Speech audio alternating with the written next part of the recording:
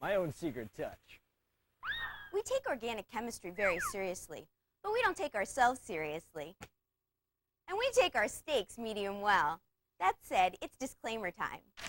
To truly absorb the intricacies of organic chemistry, you must attend your classes, read your books, study hard, and listen to your professors. So, go to class, jerkies. All right, here we go. Part 1. What is organic chemistry anyway? Organic chemistry is the study of compounds containing the element carbon. You know carbon. You find carbon everywhere, every day, in many over-the-counter drugs, like aspirin, in anesthetics, in the garden, and on Mars. There are millions of molecules floating around which contain carbon. They range in size from methane with 1 carbon to DNA with millions of carbons. Although methane and DNA don't appear to have all that much in common, both methane and DNA are organic molecules because both contain carbon. But what's so special about carbon that it should have an entire discipline of chemistry devoted to it? If we look at all the elements listed in the periodic table of elements, there doesn't seem to be anything special about carbon. It's not the first element nor the last. Its atomic number is 6, and we find it in the second row of the table between boron and nitrogen. Carbon is so special because it can form strong bonds with other carbon atoms while maintaining strong bonds to different atoms. This makes it possible for carbon to form very large, very complex molecules with many carbon atoms, assembled in about a zillion different ways, all living creatures, including you. Me? Yes, even you are made up of millions of carbon-containing molecules that store energy, carry the genetic code, fight disease, keep your body parts together, and of course, occasionally make you late for class. So you can see, carbon is so important that it basically deserves its own field of science. Next. I'd like a field of science devoted to me, because without me, people wouldn't have anything to put their stuff in when they move. Sorry. Next. I'd like a field of science devoted to me, because without me, there'd be no life on this planet. Yeah, okay. Next. I'd like a field of science devoted to me, because if you don't, I'm gonna put hits on you. Voodoo, voodoo, voodoo. Next. Part 2, review of basic chemistry. Before we can get into the hardcore organic chemistry stuff, we need to review some fundamentals from general chemistry. In this section, we'll go over Lewis structures, valence shell electron pair repulsion and Coulomb's law, covalent and ionic bonds, intermolecular forces, and acids and bases. Hi. Section A, Lewis structures. Since most of organic chemistry focuses on molecules, organic chemists have a special way of drawing organic molecules using the atomic symbols from the periodic table. When organic chemists draw molecules, they represent each of the different atoms of the molecule using the individual atom symbol from the periodic table. To represent carbon, we use its atomic symbol, the letter C. When we draw this C to represent carbon, the C indicates the nucleus of the atom. Atoms are made of 3 core components: protons, neutrons, and electrons. Electrons surround the nucleus in orbitals. The electrons in the outermost orbitals are called the valence electrons. Generally, valence electrons are responsible for how atoms behave in reactions. Most of organic chemistry is concerned with what these valence electrons are doing, so we need to get really acquainted with them. The periodic table tells us how many total electrons an atom has, and also tells us how many outer valence electrons that same atom has. Let's check out carbon. Its atomic number is 6. This tells us that carbon has 6 protons and 6 electrons. But total electrons are different from valence electrons, which are the electrons that actually participate in reactions. You'll probably remember from general chemistry that electrons are arranged in orbitals. The first two electrons are in the orbital closest to the nucleus. This orbital can only hold 2 electrons, so the 4 remaining electrons move to an outer shell, where they can participate in all sorts of fun reactions. Chemists have a handy bookkeeping device to keep track of these outer electrons. It's called the Lewis structure. In a Lewis structure, the valence electrons of an atom are indicated by a series of dots. The periodic table is an absolutely ingenious tool, just like the salad shooter.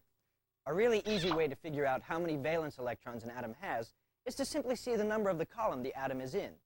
Carbon is in column 4A on the periodic table, so we know it's got 4 valence electrons. Carbon's Lewis structure looks like this. We draw a capital C to represent the nucleus of the carbon atom, and then we draw 4 dots around the C to represent carbon's 4 valence electrons. We can now form symbols for any of the elements on the periodic table which are important to you, the organic chemist. Here are the Lewis structures for hydrogen with 1 valence electron, nitrogen with 5 valence electrons, oxygen with 6 valence electrons, fluorine with 7 valence electrons, and chlorine with 7 valence electrons as well. The molecular formula for water is H2O. That tells us that one molecule of water consists of 1 oxygen atom attached to 2 hydrogens. But that doesn't tell us anything about what water's structure looks like. When we draw the overall structure for water, we get a figure that looks like this, with 1 oxygen atom connected to 2 hydrogens.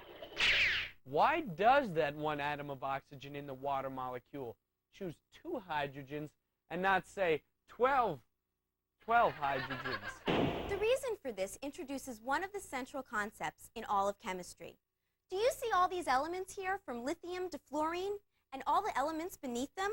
Well, they all want 8 electrons around them.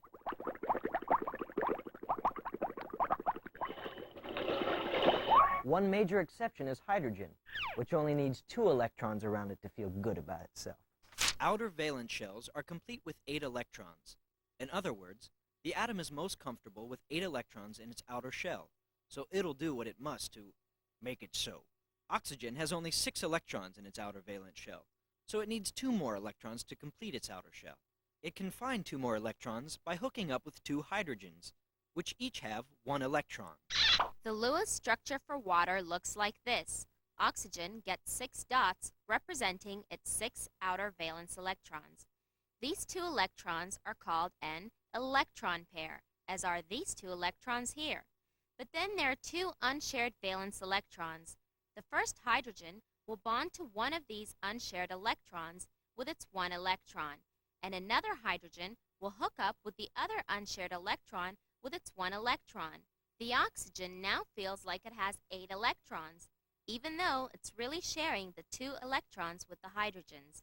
Presto, water. But water's not an organic molecule.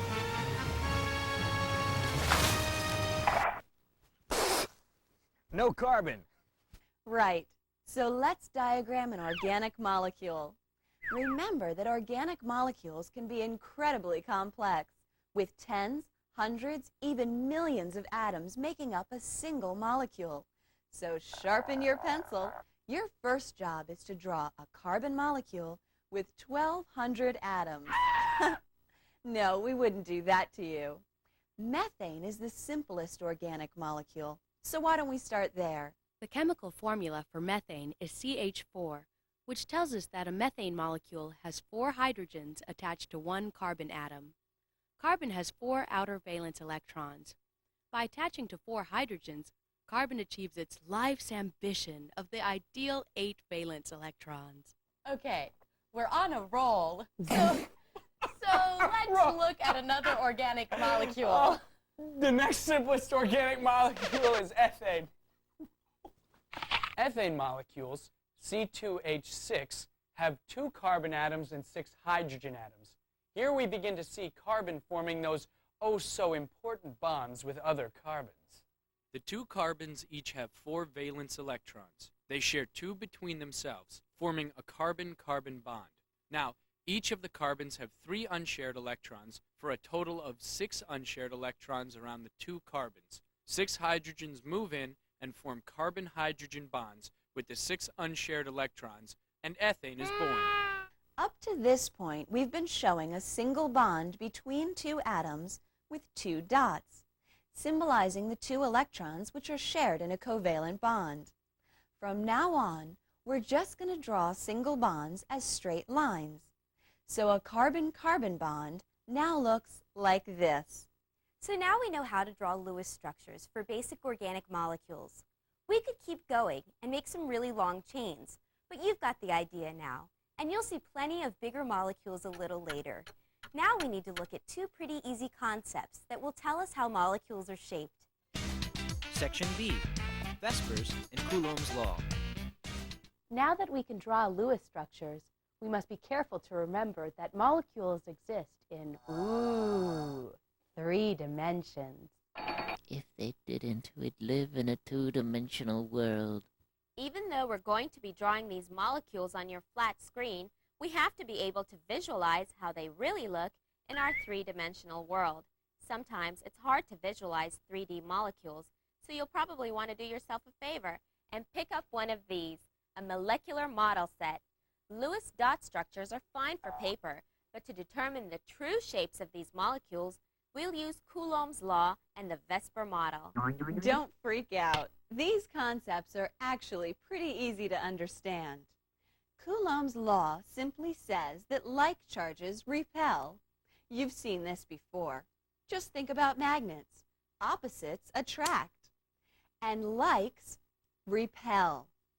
Coulomb's law, when applied to atoms or molecules, just means that 2 negatively charged species prefer to stay away from each other. On the other hand, positively and negatively charged species attract each other because they have opposite charges. VSEPR, or Vesper, stands for valence shell electron pair repulsion, and it's based on Coulomb's law. Vesper is just another way of saying that the electrons surrounding a molecule are going to stay as far away from each other as possible. Since like charges in an atom repel each other, the best arrangement for the electrons surrounding an atom is the one that lets them get as far apart from one another as possible. Otherwise, if the electrons get too close to each other, they start fighting. Okay, I'm crossing the line. No, you're not. Oh, no, you're not. Mom threatens to pull the car over and come back there. Don't make me come back there. And it's all just a very ugly scene. Let's take another look at methane. That's another look at Igor, but I guess he's worth it. We drew the Lewis structure for methane and saw that it's made up of 1 carbon atom surrounded by 4 hydrogens. Okay, here comes a word you're going to hear over and over, so make sure you know what it means. We have a funky name for these hydrogens. They're called substituents, and they're bonded to the central carbon atom. The number of electron pairs holding the substituents determines the shape of the methane molecule. Sweet. So what does this methane molecule look like exactly? Well, we could easily imagine methane looking like this, with the central carbon in the middle of a square, and the 4 hydrogen substituents at the 4 corners of that square, making methane a flat molecule. The only thing is, the electron pairs holding the 4 hydrogens, or substituents, need to be as far apart from one another as possible, because they all have similar charges. This square arrangement isn't the best. It only takes advantage of one plane, and if you've been paying attention, you'll know that we live in a 3-dimensional world. The best geometric configuration for methane is that which takes advantage of all 3 planes. In this instance, it's a tetrahedron. The hydrogens in the methane molecule arrange themselves so that they're pointing to the corners of a tetrahedron, like this, around the central carbon. In this state, the 4 hydrogens, along with their electron clouds, are as far away from each other as possible, while still remaining attached to the central carbon. The angle of each hydrogen-carbon-hydrogen bond is 109.5 degrees. Let's pretend that these 4 balloons are the 4 hydrogens which are attached to the central carbon in methane. The place where the 4 balloons are tied together is the central carbon atom. Now, as you can see, the 4 hydrogens and their electron clouds naturally point toward the corners of a tetrahedron.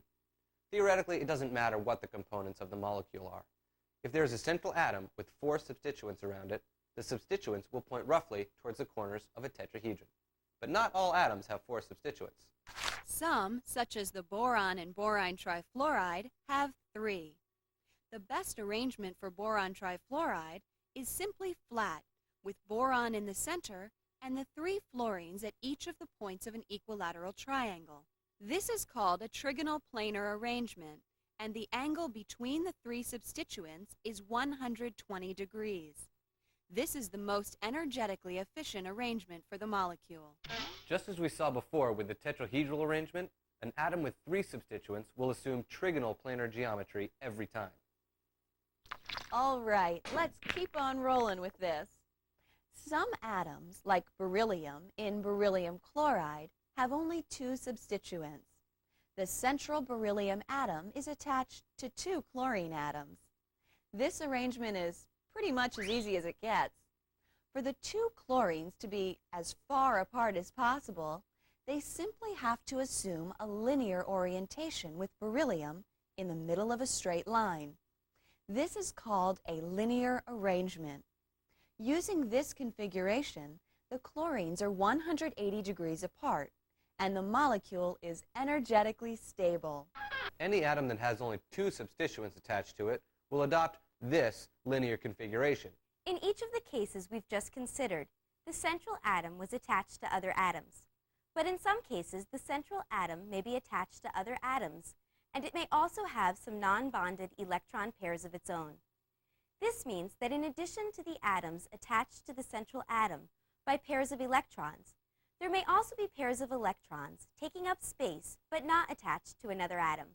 For example, let's go back to the water molecule. As we discussed earlier, oxygen has 6 valence electrons, and it uses 2 hydrogen atoms to satisfy its need for the proper number of electrons. But what about the 2 pairs of electrons on the oxygen atom which aren't bonded to anything else? They're literally just sitting there on the oxygen, taking up space. They take up so much room that each pair has to be considered a substituent, just like the 2 bonded hydrogen atoms. So the 2 sets of bonding electrons holding the hydrogen atoms and the 2 non-bonded electron pairs add up to 4 substituents. And remember what we said about the shape of a molecule with a central atom and 4 substituents? That molecule will assume a tetrahedral configuration with 2 hydrogens and 2 non-bonded electron pairs pointing to the 4 corners of the tetrahedron. But wait, there's more! A non-bonded electron pair actually takes up more space than a covalently bonded electron pair. So although there are 4 substituents around the oxygen atom, the 2 non-bonded electron pairs are hogging all the room, and the bond angle of the oxygen is not exactly 109.5 degrees. Instead, the 2 hydrogen atoms are pushed together by the larger electron clouds of the non-bonded pairs. We still say that a water molecule has a tetrahedral geometry at oxygen, but we know that this is a slight deviation from the truth. This stuff is pretty important because the shape of a molecule has a huge effect on how it reacts with other molecules. So let's just review these shapes again. If an atom has 4 substituents, it'll have a tetrahedral arrangement. If it's got 3 substituents, it'll be trigonal planar. And if it has 2 substituents, it'll be linear. And if an atom has several thousand constituents, it's a member of Congress. Section C, covalent bonds. Okay, so now we know that atoms like carbon and hydrogen join together to form molecules of methane and ethane. They do this in order to fill up their valence shells with the right number of valence electrons. When atoms like carbon and hydrogen share electrons, the bond between them is called a covalent bond. The shared electrons between atoms in a covalent bond do not belong to one atom or the other, but to both. The simplest example of a covalent bond is H2, the hydrogen molecule composed of 2 bonded hydrogen atoms. Remember, a covalent bond is actually made up of 2 electrons. The covalent bond is evenly distributed between both hydrogen atoms because the 2 atoms have the same affinity for electrons, and the electrons in the covalent bond spend as much time around one nucleus as the other. This equal sharing of electrons makes the overall H2 molecule nonpolar.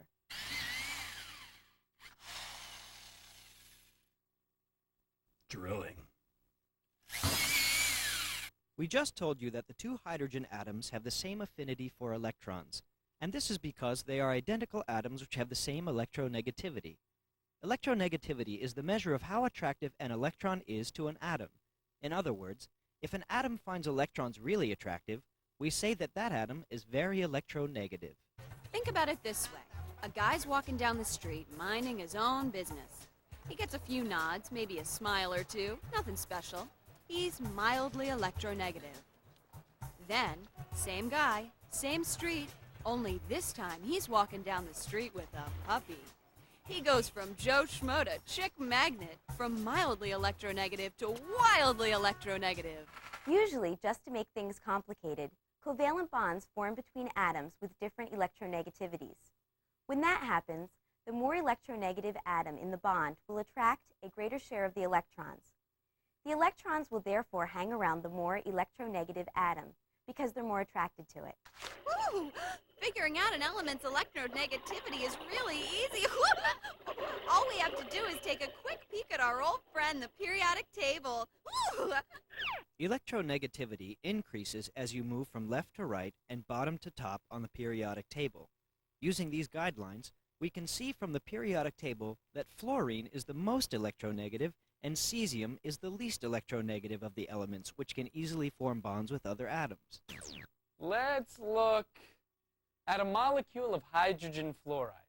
Hydrogen and fluorine are covalently bonded. Hydrogen has 1 electron and fluorine has 7 outer valence electrons. Fluorine will be much happier if it shares hydrogen's 1 electron and completes its outer valence shell. By checking out the periodic table, we can easily tell that fluorine is more electronegative than hydrogen, and therefore, fluorine is going to attract the 2 electrons they're sharing more strongly than hydrogen will. Since the electrons will tend to hang around the fluorine more than the hydrogen, the HF molecule will have a slightly more negative charge around the fluorine and a slightly more positive charge near the hydrogen. These kinds of bonds are called polar covalent bonds, because this unequal sharing leaves a charge at the poles of the bond. We say that the molecule is polar, or that it has a dipole moment. Polar covalent bonds are the most common kinds of bonds we'll encounter in organic chemistry. Section D. Ionic bonds. The other type of bond between atoms is an ionic bond. In ionic bonds, the atoms don't share electrons like in covalent bonds. Instead, in ionic bonds, the electrons from one atom are completely transferred to another atom. Remember, a neutral atom has an equal number of protons and electrons, giving the atom an overall neutral charge. But in ions, electrons are transferred from one atom or group of atoms to another atom or group of atoms. This transfer produces 2 electrically charged particles, also known as ions. If an atom, like lithium, loses an electron, it will have 1 more proton than electrons, and it will have a net positive charge. This positively charged ion is called the cation. An atom which gains an electron will have more electrons than protons and will therefore have a net negative charge. This negatively charged ion is called an anion. So we've got 2 oppositely charged ions, a positively charged ion called a cation, and a negatively charged ion called an anion. The 2 charged ions have opposite electrical charges and are now attracted to each other because opposites attract. This attraction between oppositely charged atoms is called an electrostatic attraction, and it's the basis for ionic bonds. The mutual attraction of anions and cations for one another is an ionic bond. Phew! That was a mouthful. Ooh, we'll see some ionic compounds in organic chemistry, but most organic compounds have covalent bonds. Woo! Let's tie this bondage thing together. In covalent bonds, electrons are shared between atoms. If these electrons are not shared evenly, and one end of the molecule is electron-rich and the other end is electron-poor, that molecule is said to be polar. In ionic bonds, electrons are completely transferred from one atom to the other. Most of the organic molecules we will be dealing with have polar covalent bonds. So now that we know how atoms stick together to form molecules, let's take a look at how those molecules stick to each other. That's way too complicated. No, it's not. It's totally simple. Check it out. Section E, intermolecular forces. Intermolecular forces are the forces of attraction between molecules. There are 4 different types of intermolecular forces: London dispersion forces, dipole-dipole interactions, hydrogen bonds, and ion-dipole interactions. We're mainly going to be concerned with dipole-dipole interactions and hydrogen bonds in organic chemistry. But if for some reason you have a burning desire to review these and other titillating topics from general chemistry, be sure to check out the Supercharged World of Chemistry Parts 2 and 3. We can evaluate the strength of a compound's intermolecular forces by examining the relative boiling points of several different compounds. Compounds with extremely high boiling points have strong intermolecular forces holding them together, and those with low boiling points have weaker intermolecular forces holding them together. Ah.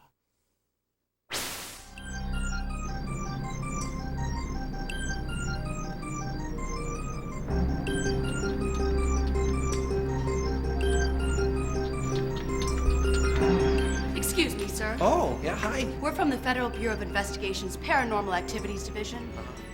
We've heard reports of there being intermolecular forces operating in this room. Oh, yeah, that's for sure. I mean, they're all over the place. They're everywhere they are, yeah. No. Yeah. The aliens got to him before we did. No, I'm not an alien. I'm just from Minnesota. The first type of intermolecular force we're going to look at is dipole-dipole interactions. Dipole-dipole forces are essentially just attractions which exist between polar molecules. Check out this molecule, chloromethane. Chloromethane molecules are polar because chlorine is more electronegative than carbon, and the electrons are drawn to the chlorine atom. Because each of the chloromethane molecules is polar, they arrange themselves so that the positive end of one dipole is attracted to the negative end of a second, and so on. Intermolecular force number 2, hydrogen bonds. Hydrogen bombs? What? No, hydrogen bonds. Methanol molecules hang together more tenaciously than chloromethane molecules because an even stronger attractive force, hydrogen bonding, is holding them together.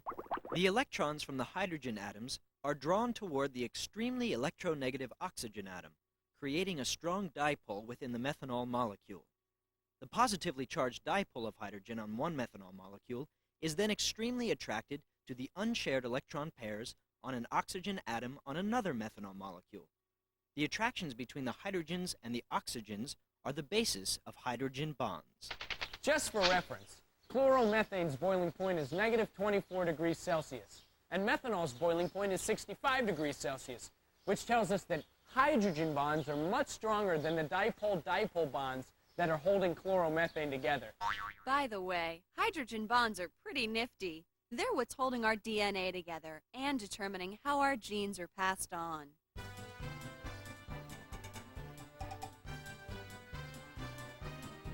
Why did the goat, my mother's goat actually, cross the road? Why? Because a monsoon was coming. I don't think my husband's intermolecular forces are very strong. Why? Well, because every day I do something to make him reach his boiling point. Section F, acids and bases. Now, let's take a second to review acids and bases. Chemists use 2 definitions to explain acids and bases: the Bronsted-Lowry definition and the Lewis definition. Well, it might be a few more seconds.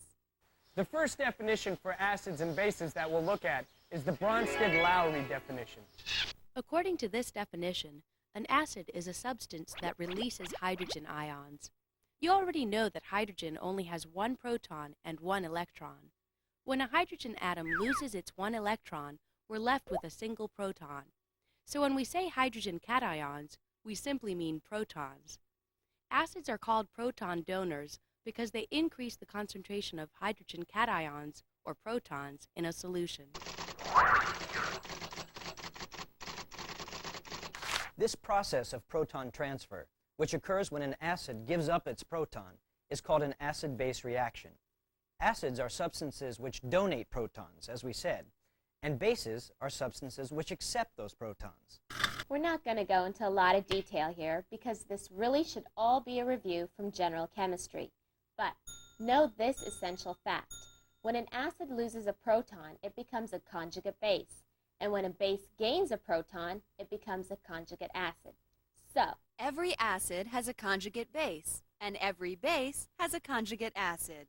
Hey, you've dipped your base into my conjugate acid. No, you've dipped your conjugate acid into my base. Ah! Okay, so remember how we said we can quantify how weak or strong an acid is? Chemists do it using this equation. Don't freak out. The good thing about organic chemistry is that we hardly have to spend any time crunching numbers or solving for K or anything like that. We let the regular old chemists do that for us. See, they've already quantified how strong or weak different acids are. We organic chemists simply have to be able to look at those numbers and know what they tell us about the acids or bases we're dealing with. And it's as simple as this. How easily an acid gives up a proton can be quantified as a pKa value. A really strong acid will have a small pKa value compared to other pKa values.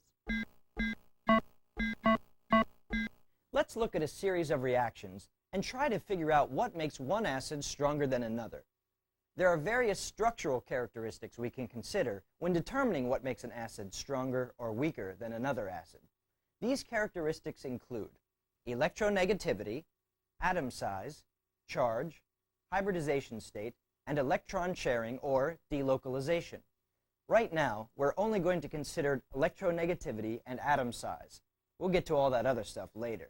Take a look at these equations. We've written the acids with the soon-to-be-donated proton hyphened off like this to demonstrate which proton will be donated and from what source. Remember, we said that a strong acid will have a small pKa.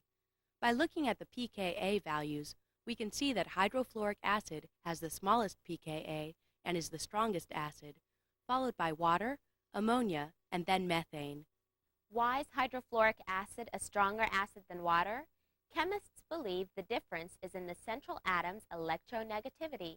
The more electronegative the atom holding the proton is, the greater the tendency of the acid to release its associated proton. Why? Let's say the central atom of a molecule is really electronegative. In that case, the central atom will attract a greater share of the electrons. The bonds between the hydrogen and the outer valence electrons of the central atom will get all distorted because of the dipole. These distorted bonds are not as strong, and the bonds tend to break very easily, releasing protons.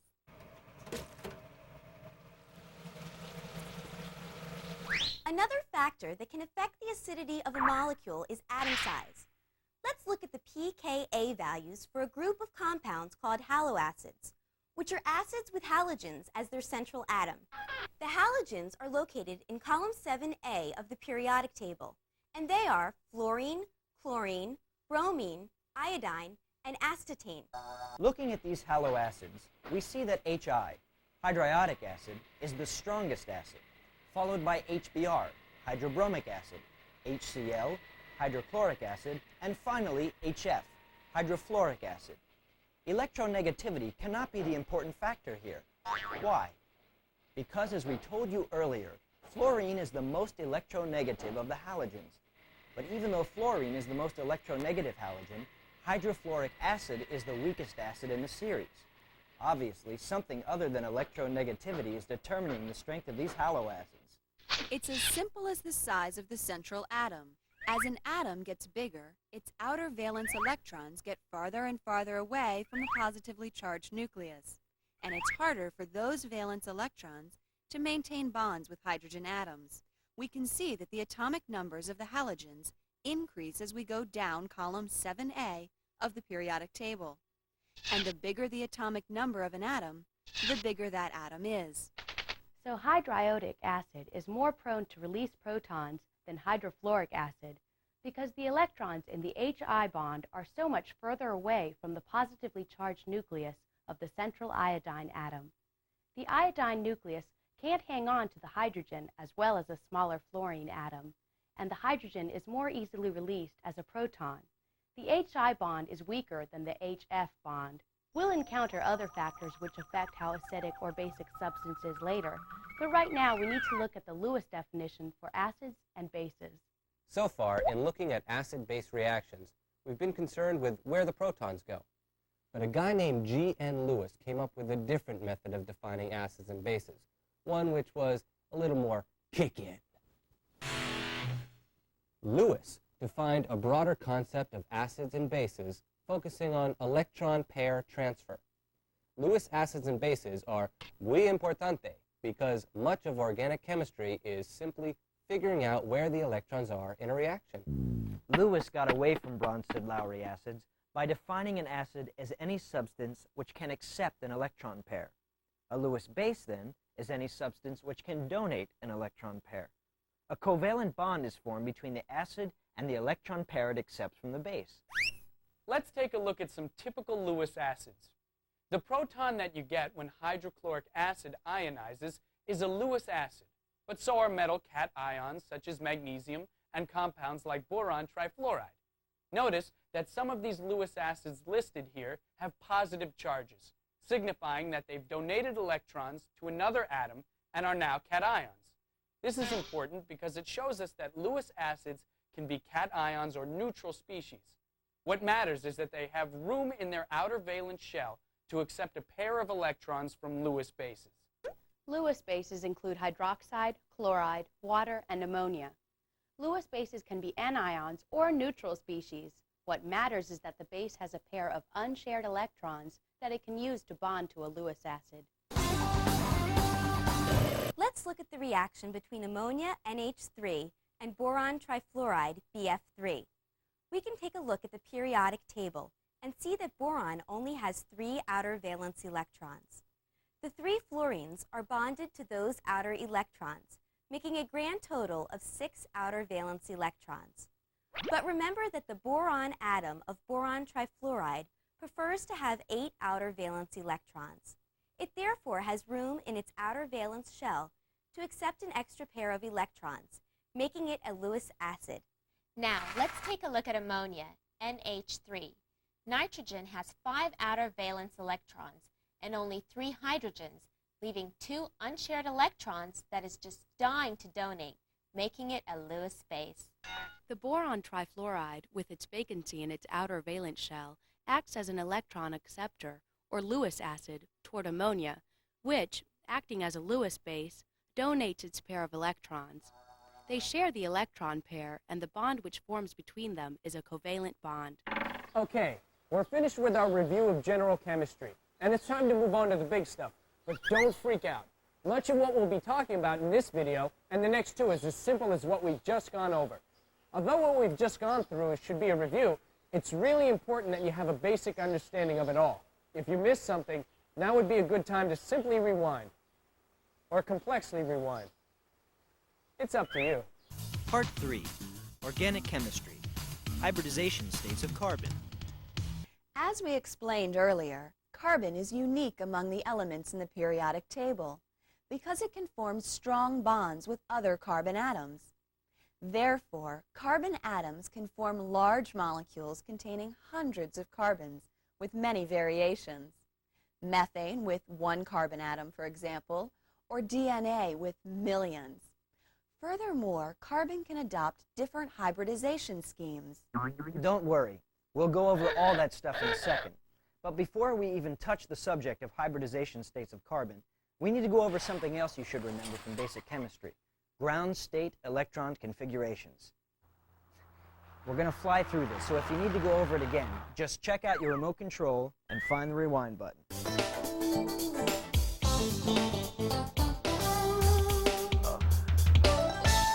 You probably remember that electrons fill orbitals in a certain order, based on the energy level of each individual orbital.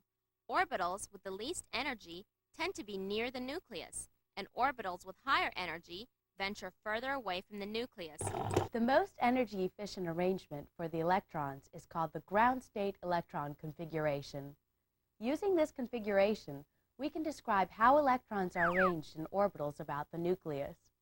Before we get into all this electron arrangement stuff, Let's make sure that we're absolutely certain we understand the concept of orbitals. To truly understand orbitals, we need to have a firm understanding of quantum mechanics. Yeah, whatever. See ya. No, wait, come back. We're just kidding.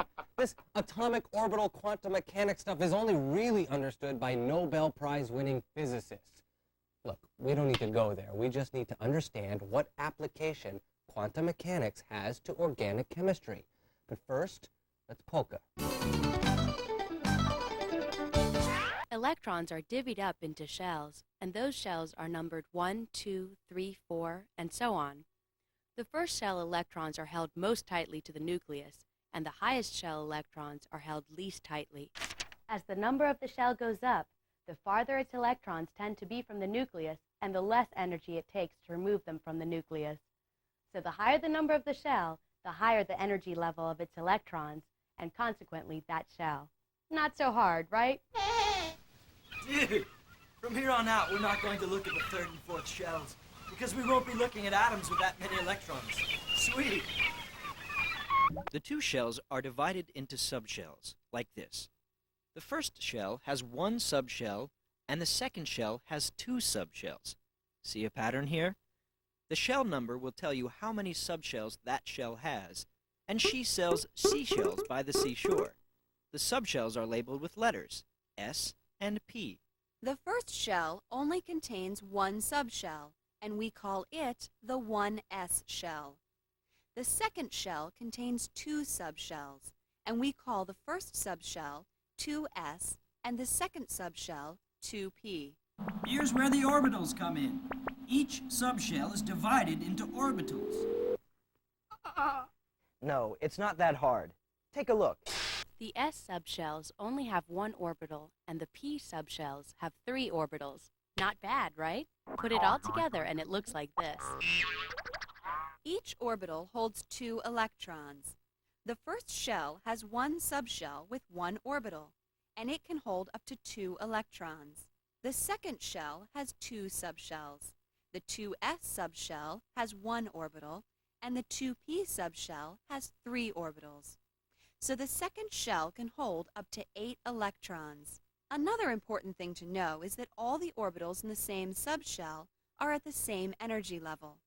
In other words, all 3 orbitals in the 2p subshell are at the same energy level. We can figure out what the arrangement of the electrons will be following a few simple rules. Okay, rule number 1. In case you don't remember, we can figure out how many total electrons an atom has by checking out its atomic number. By the same token, we can figure out how many outer valence electrons an atom has by checking its column number on the periodic table. Rule number 2. The orbitals fill up from lowest to highest energy, like this. 1s to 2s to 2p. We're gonna rock down true Electron Avenue, and then we'll take it higher. When we write out the electron configuration for an atom, we usually draw its electrons with arrows. Each orbital can hold up to 2 electrons, so it can have a maximum of 2 arrows. Whenever we draw 2 electrons in the same orbital, we draw 1 arrow pointing up and 1 arrow pointing down to show that the electrons are spinning in opposite directions. When they spin in opposite directions, like this, they're attracted to each other like the opposite poles of a magnet. They're pretty coordinated little guys, aren't they? Because it takes a lot of effort to coordinate these spins, electrons prefer to go it alone, in orbitals of the same energy level, until there is no choice but to pair up. In other words, electrons will pile into orbitals of the same energy level, one at a time, until every orbital at the same energy level is half full. Then, once every orbital at the same energy level has at least 1 electron, any extra electrons will begrudgingly pile into the half-full orbitals until every orbital has 2 electrons. The ground state electron configuration for carbon looks like this. The 1s orbital fills up with 2 electrons. Then the 2s orbital fills up with 2 electrons. The remaining 2 electrons pile into the 2p orbitals one at a time. So carbon's ground state electron configuration is 1s2, 2s2, 2px1, 2py1, 2pz. Notice that there isn't a superscript above the 2pz orbital. This tells us that it's empty. From this configuration, it would seem that carbon only has 2 unshared electrons which may bond to other atoms. Yet we know that carbon bonds with 4 hydrogen atoms to form methane, and that all 4 of these bonds are equal in strength. How is this possible? Magic!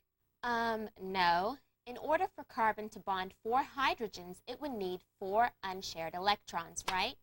And for the 4 bonds to be of equal strength, the electrons would need to be in the same type of orbital.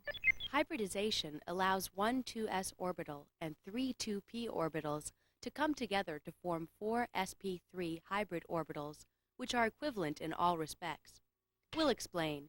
In order to get 4 unshared electrons, one of the 2 electrons from the 2s atomic orbital is promoted to the empty 2pz orbital so that carbon's new ground state electron configuration is 2s1, 2px1, 2py1, 2pz1.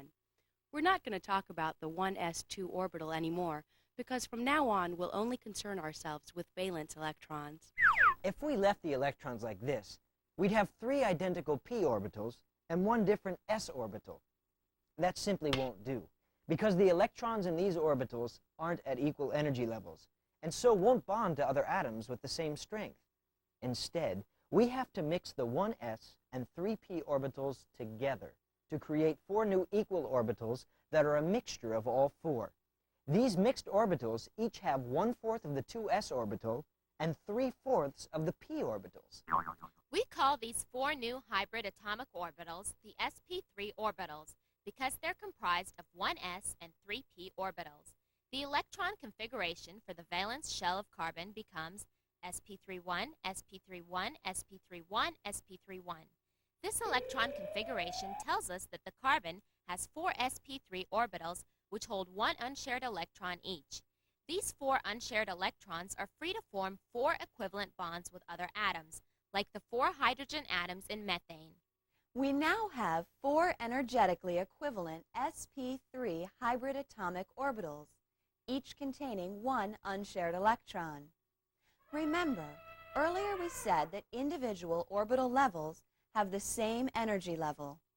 When the 1 2s and 3 2p orbitals hybridize to form the 4 sp3 orbitals, all 4 sp3 orbitals assume the same energy level and the same affinity for electrons.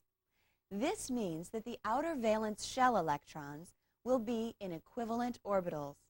And if the electrons are in equivalent orbitals, they will form bonds with other atoms at equivalent bond angles. Orbitals have unique shapes.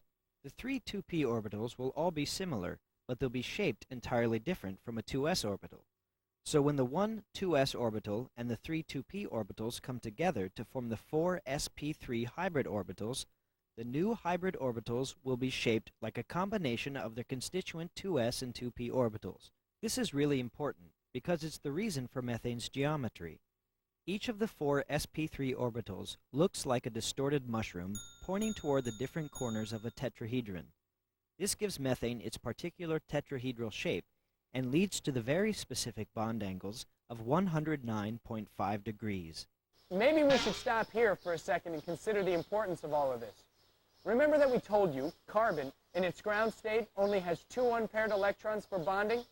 We've explained how hybridization makes it possible for carbon to bond to 4 hydrogens instead of only 2.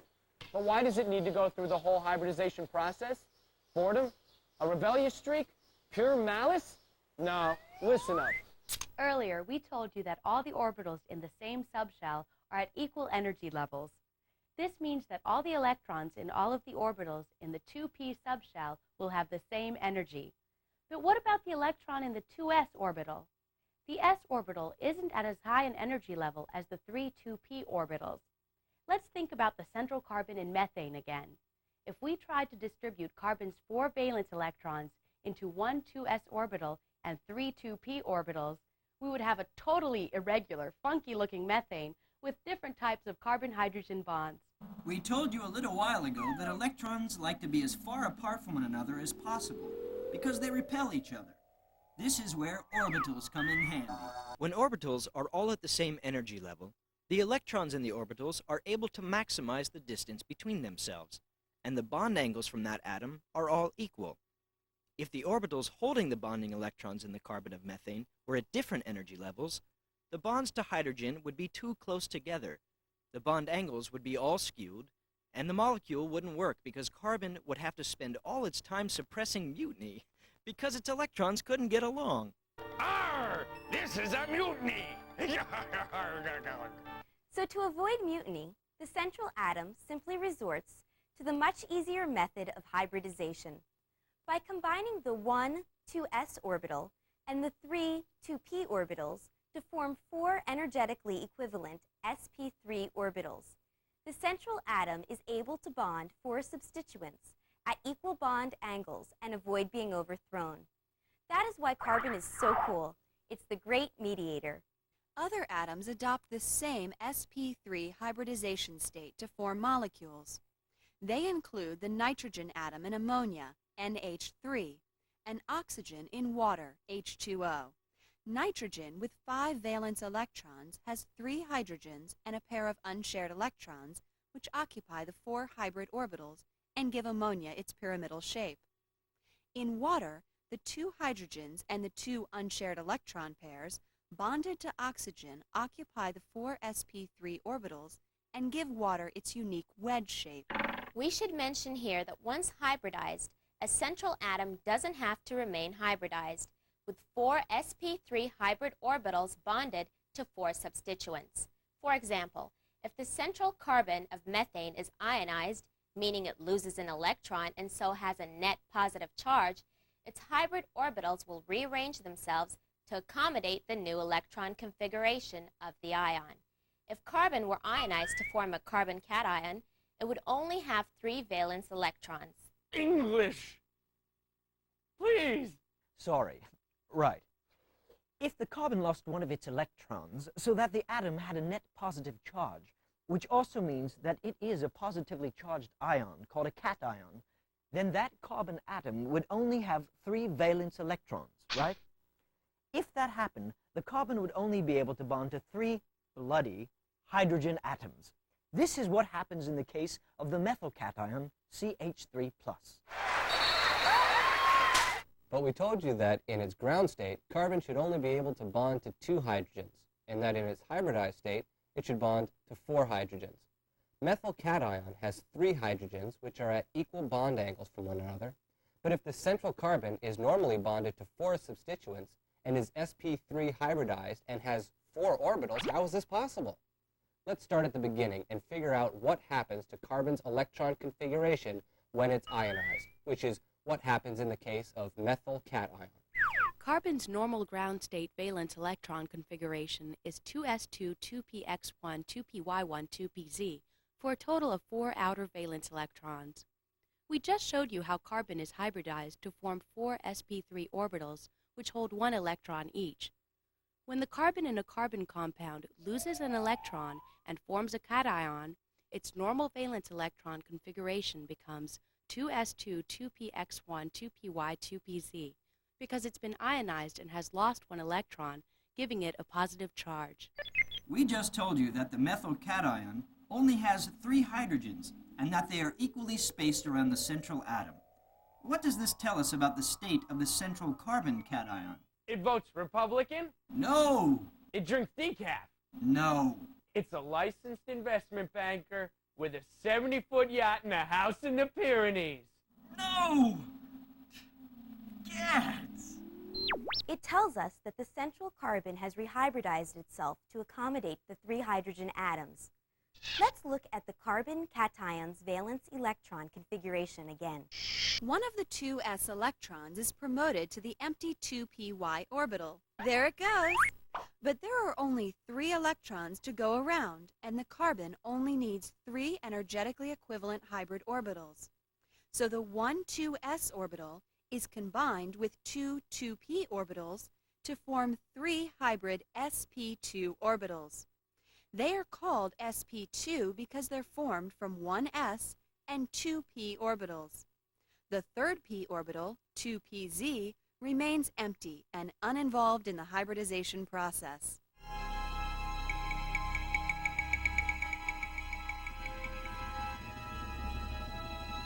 Each hybrid sp2 orbital contains one electron to bond to a hydrogen atom and form the methyl cation CH3+. The configuration of the hybrid orbitals looks like this: sp21, sp21, sp21, pz. The new sp2 hybrid orbitals, constructed from the 2s, 2px, and 2py orbitals, will have sort of a distorted shape because they are made of a combination of three different orbitals. Each of the three sp2 orbitals looks like a distorted mushroom pointed toward the corners of an equilateral triangle. This gives the methyl cation its particular trigonal shape and its very specific carbon-hydrogen bond angles of 120 degrees. What about the unused 2pz atomic orbital? It's empty and lying perpendicular to the cation's trigonal plane, ready to accept a pair of electrons from a willing donor, a Lewis base. Because it's in the position to accept a pair of electrons, it is a Lewis acid. Later on in the deep-fried world of organic chemistry, Part 2, we'll see how double bonds from carbon atoms whose orbitals are hybridized like this. Other atoms can also adopt the trigonal sp2 hybridization scheme. For example, we mentioned earlier in the video that boron trifluoride has a trigonal planar shape, but if we look at boron's hybridization scheme, we see that it's the same as carbon's hybridization scheme in the methyl cation we looked at a minute ago. The orbitals of boron in BF3 are just like the orbitals of carbon in CH3, the methyl cation. Let's look at another badly named species, triplet methylcarbene, CH2. This intermediate is not an ion, so carbon still has all four of its valence electrons, but only 2 electrons are required to bond the 2 hydrogens necessary to form this molecule. Chemists know that triplet methylcarbene has an almost linear arrangement between the 2 hydrogens. Therefore, hybrid orbitals must be involved so that the species' 2 carbon-hydrogen bonds will be equivalent. In the linear hybridization scheme, 1 electron is promoted from the s orbital to an empty p orbital. For the mixing process, only one s and one p orbital are used, creating 2 sp hybrids. The remaining 2 p orbitals are left alone, and triplet methylcarbene's hybridization scheme becomes sp1, sp1, py1, pz1. The 2 new sp hybrid atomic orbitals have a distorted mushroom shape and point in opposite directions, yielding the linear arrangement and 180-degree bond angles. In fact, this arrangement is the result of mixing only one p orbital and one s orbital. The py and pz orbitals each contain 1 electron and lie perpendicular to the linear axis of the molecule. We'll eventually see how the sp hybrids and the unused p orbitals on carbon are used to form triple bonds. Beryllium chloride, BeCl2, is another molecule which utilizes sp hybrids to produce a linear arrangement. Bet you never thought carbon could be so interesting. Scientists have set aside an entire subdiscipline in chemistry devoted solely to carbon because it's so keen. As we go along, try not to feel overwhelmed. See, that's one of the great things about organic chemistry. It's a very logical science. And once you get the basics down, you'll have organic chemistry figured out. There aren't any surprises. Each new step builds on the previous step. So if you master the basics now, you'll master organic chemistry. And what are the basics? Time and again, everything in organic chemistry boils down to what the electrons are doing. This is a very nosy science. One of the most basic principles in all of organic chemistry is that molecules with a lot of electrons like to interact with molecules without a lot of electrons. This principle will be the guiding star to lead us through this entire science. So get it through your thick skull right now. And if things start to go a little bit over your head, just remember, you can rewind at any time.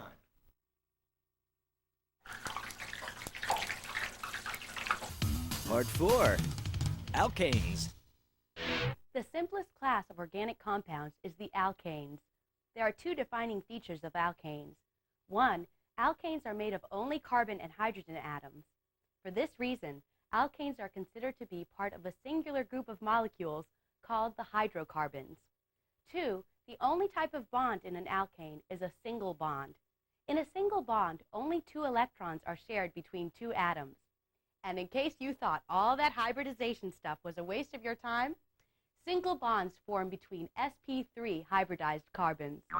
So, what's that mean? Well, a single bond forms from the overlap of 2 sp3 hybrid orbitals. We just established that. 2 electrons are shared in this single bond, which we can also call a sigma bond. And that's it. Pretty simple, huh? Okay, I see how organic chemists diagram these compounds, but how do they do something more basic? Name them. I heard they name them after girls they really like, man. Kind of like the way they name ships. But the one doesn't hear the special warning that there's a big iceberg, and it goes right into the iceberg, and it starts to sink. Watertight safety compartments, they really aren't. And it's going glug, glug, glug, glug. And all of a sudden, your mom's floating away in a lifeboat, and you are sinking down like this candle is sinking down in my heart, man. And it's dark, man, and you've just got a treasure chest next to you full of nothing. Please note, this doesn't always hold true. There never was a pretty woman named Titanic. Section A, naming alkanes. Remember, there are a lot of different organic compounds that have a lot of different names. But certain compounds with similar structure and composition are grouped into classes, which all have the same types of names to help you keep them straight. All alkanes have names that end in ane, and all alkanes are named on the basis of how many carbons they have.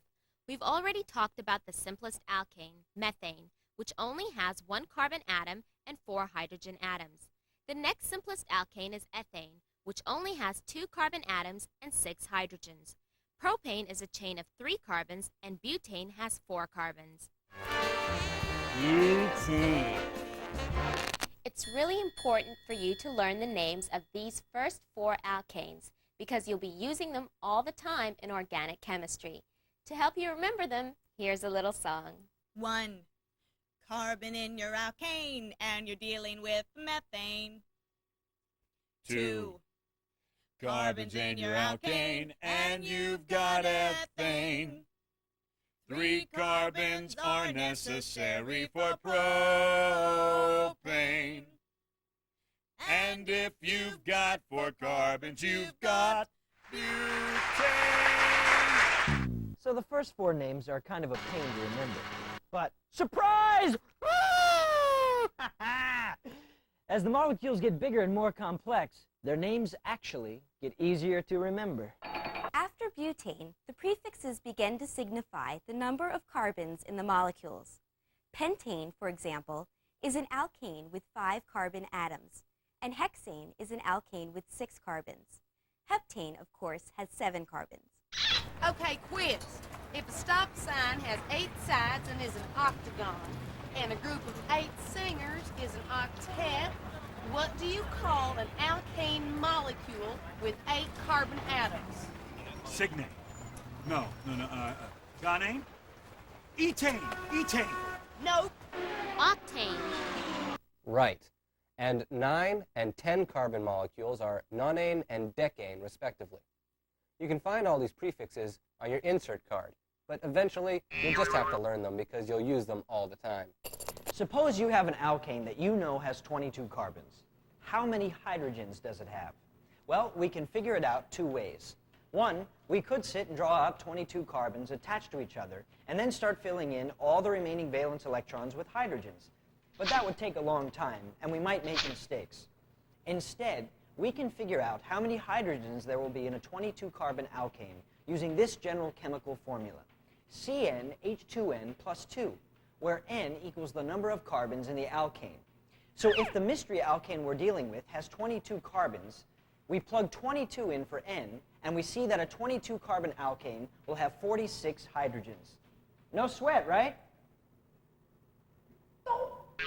So far, all the alkane compounds we've looked at have been chains of carbons in a single line and are appropriately named straight-chain alkanes. But the cool thing about a group of carbons is that they don't have to line up in a long chain to bond to each other. Perhaps you're wondering if there's any other way to put these carbons together.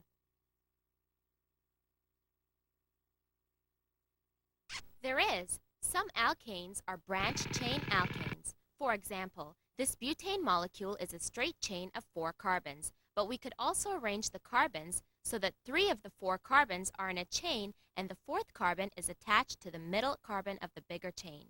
But now this molecule isn't butane anymore, so how do we name this puppy? Easy, we just ask somebody else. Oh, all right, we'll tell you.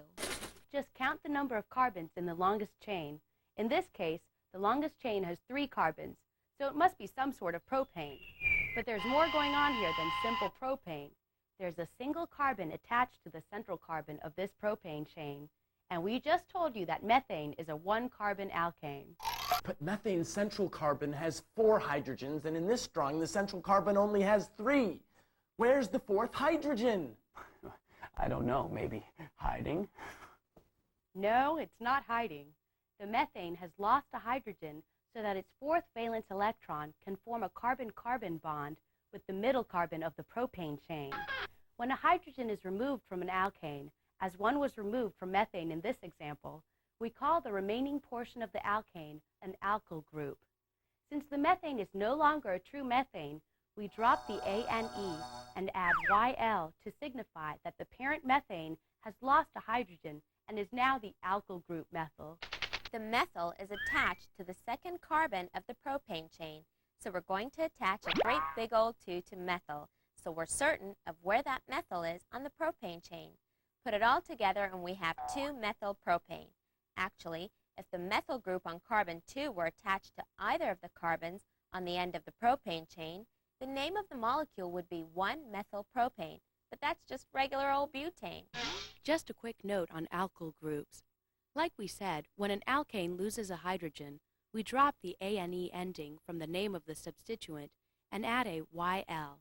For instance, if ethane loses a hydrogen, we call it ethyl.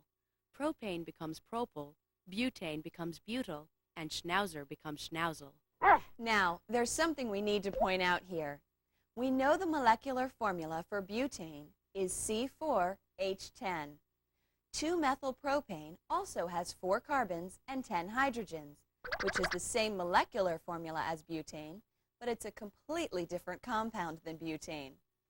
Butane and 2-methylpropane have the exact same numbers and kinds of atoms. We say that butane and 2-methylpropane are isomers of one another. Isomers have the same molecular formula, but different structures. You may remember from biology or chemistry that the prefix iso means same, and that's how it's applied here. So they're the same, only different. Exactly. And actually, that brings up a whole other topic. Let's take a look at 2-methylpropane again. No. Come on. It'll be painless. Don't be such a baby. Here's 2-methylpropane again. Remember, we just told you that 2-methylpropane and butane are isomers of one another. A long time ago, when organic chemists first began to play around with these compounds, all of these strict naming rules hadn't been invented yet, so they just sort of winged it. And, well, those names have been around for so long that when someone actually did try to come up with the strict naming rules, everyone just said, hey, why fix it if it ain't broke? So they just let some of those names stick. And that's how we got isobutane. Isobutane is the common name for 2-methylpropane. It sort of makes sense, right? Because all they're saying is that isobutane is an isomer of butane. Of course, by today's standards, this molecule is called 2-methylpropane. But we can basically guarantee that you'll come into contact with the name isobutane, so you'd better know it. Let's look at butane again. Like we said, when an alkane loses a hydrogen to bond to something bigger, we drop the ANE ending and change the name to alkyl. And here's where things get tricky. We've assumed that the hydrogen that's getting kicked off is one of the hydrogens on the end of the butane chain, and we've named the leftover alkyl group butyl accordingly. But what if a hydrogen gets knocked off of carbon 2? Is the name still butyl? Nope. And we kind of have to have a long discussion to figure out what we do call it. So find the remote. Sit tight. Here's where the R's come in. Do you see this carbon here with 1 R and 3 H's attached to it? Well, what that's telling us is This carbon is attached to one other alkyl group. Remember, an alkyl group is just an alkane that's lost a hydrogen in order to bond to this carbon. R is a shorthand for an alkyl group, just like the atomic symbol C is shorthand for carbon. So the R just tells us that there's an alkyl group there, and that tells us that there's a carbon there. That alkyl group could be methyl or ethyl or propyl or any other alkyl group. We don't know, and we don't care. All that's important is that we know that the R there is telling us that there's a connection to a carbon there. And H just means hydrogen, of course. So, this carbon here, with one R and 3 H's, is attached to one other carbon and 3 hydrogens. We call this type of carbon a primary carbon, because it's only attached to one other carbon. And now, check out this carbon with 2 R's and 2 H's. That lets us know that our carbon is attached to 2 other carbons and 2 hydrogens. We call this type of carbon a secondary carbon. And this carbon here, with 3 R's and only 1 H, is called a tertiary carbon because it's attached to 3 other carbons. Finally, this carbon here, with 4 R's attached to it, is called a quaternary carbon. Got it? Primary, secondary, tertiary, and quaternary. Primary, secondary, tertiary, quaternary. The shorthand for primary is a 1 with a degree superscript. The shorthand for secondary is a 2 with a degree superscript. The shorthand for tertiary is a 3 with a degree superscript. And you guessed it, the shorthand for quaternary is a 4 with a degree superscript. And the shorthand for Jenny is a J with a degree superscript. Let's look at butane again. This carbon over here, on the end of the butane chain, is attached to one other carbon, so we know that it's a primary carbon. And this primary carbon has 3 hydrogens attached to it. Those hydrogens are called primary hydrogens because they're attached to a primary carbon. Simple enough. But carbon 2 in butane is attached to 2 other carbons, one over here on the end of the chain and one over here right next door. Since carbon 2 is attached to 2 other carbons, carbon 2 is a secondary carbon. And yep, you guessed it, the hydrogens attached to carbon 2 are secondary hydrogens. Make sense? Carbon 3 is also a secondary carbon because it's got 2 other carbons attached to it. And the hydrogens on carbon 3 are also secondary hydrogens. Carbon 4 over here on the end of the chain is a primary carbon again because it's only attached to one other carbon. And the hydrogens attached to it are primary hydrogens. So, like we were saying, if an N hydrogen is knocked off of butane so that it can attach to something bigger, we change the name butane to butyl. Butane has lost a primary hydrogen in order to do this. But what if butane wanted to knock off a secondary hydrogen in order to bond to something bigger? It would get sent to prison? Close. Let's say butane kicks out a hydrogen from carbon 2. Butane has kicked out a secondary hydrogen from a secondary carbon. So we can't call it butyl because, well, it's not butyl. It's something else. It's sec-butyl. That makes a lot of sense, doesn't it? Butyl tells us that a hydrogen is missing in order for the alkyl group to bond to something else. And the prefix sec tells us that it was a secondary hydrogen. Not so bad, right? Now let's look at 2-methylpropane again, which we told you earlier can also be called isobutane because it's an isomer of butane. The outer carbons on isobutane are all primary carbons because they're each only attached to one other carbon. And, of course, the hydrogens attached to them are all primary hydrogens. But look at carbon 2 in the chain, in the middle of the molecule. It's attached to 3 other carbons, so carbon 2 is a tertiary carbon, and its lone hydrogen is a tertiary hydrogen. Let's say isobutane kicks out one of its primary hydrogens in order to bond to something bigger. No problem. We would just change the name isobutane to isobutyl. But if isobutane booted the hydrogen from carbon 2, which is the tertiary hydrogen, its name would become tert-butyl. Hey, where'd the iso go? Well, there's only one tertiary hydrogen in this whole molecule, and we know that it couldn't come from straight-chain butane, because straight-chain butane doesn't have any tertiary hydrogens. It must have come from isobutane, so we can just call this alkyl group tert-butyl. Again, that makes a lot of sense, doesn't it? We've just kicked out a hydrogen, So we just changed the name isobutane to butyl, and the hydrogen we booted was a tertiary hydrogen. So just add the prefix, tert, to tell everybody that the hydrogen was the tertiary hydrogen. So we've got butane, butyl, and sec-butyl, and we've also got isobutane, isobutyl, and tert-butyl. You're just going to have to learn these suckers, and you can find them on your standard Deviants insert card. There's only one more of these that we have to know, and it's got something to do with propane, our 3-carbon chain. This one's actually easier than the ones we just looked at. Propane has 2 primary carbons, one on this end of the chain and one on the other end. When propane loses a hydrogen from one of these primary carbons, we just change the name propane to propyl. This carbon in the middle of propane is a secondary carbon because it's attached to 2 other carbons. This is the only other type of carbon in propane. It's the only secondary carbon we'll find. If one of the secondary hydrogens is removed from the secondary carbon, we get an isomer of the propyl group. So all we do is call this alkyl group isopropyl. What could be easier? Well, I can think of a lot of things. Washing the dog, relacing my shoes, clearing out the flue of the chimney, arranging the lights around the Christmas tree in a counterclockwise fashion so that when the marquee is on, the light reflects properly off the living room window, stealing my neighbor's cable, rebuilding the lawnmower, or any small engine, using one of those pumice stones to rub off all the dead skin on the bottom of my feet, robbing a convenience store. I guess I can think of a lot of stuff that would be easier.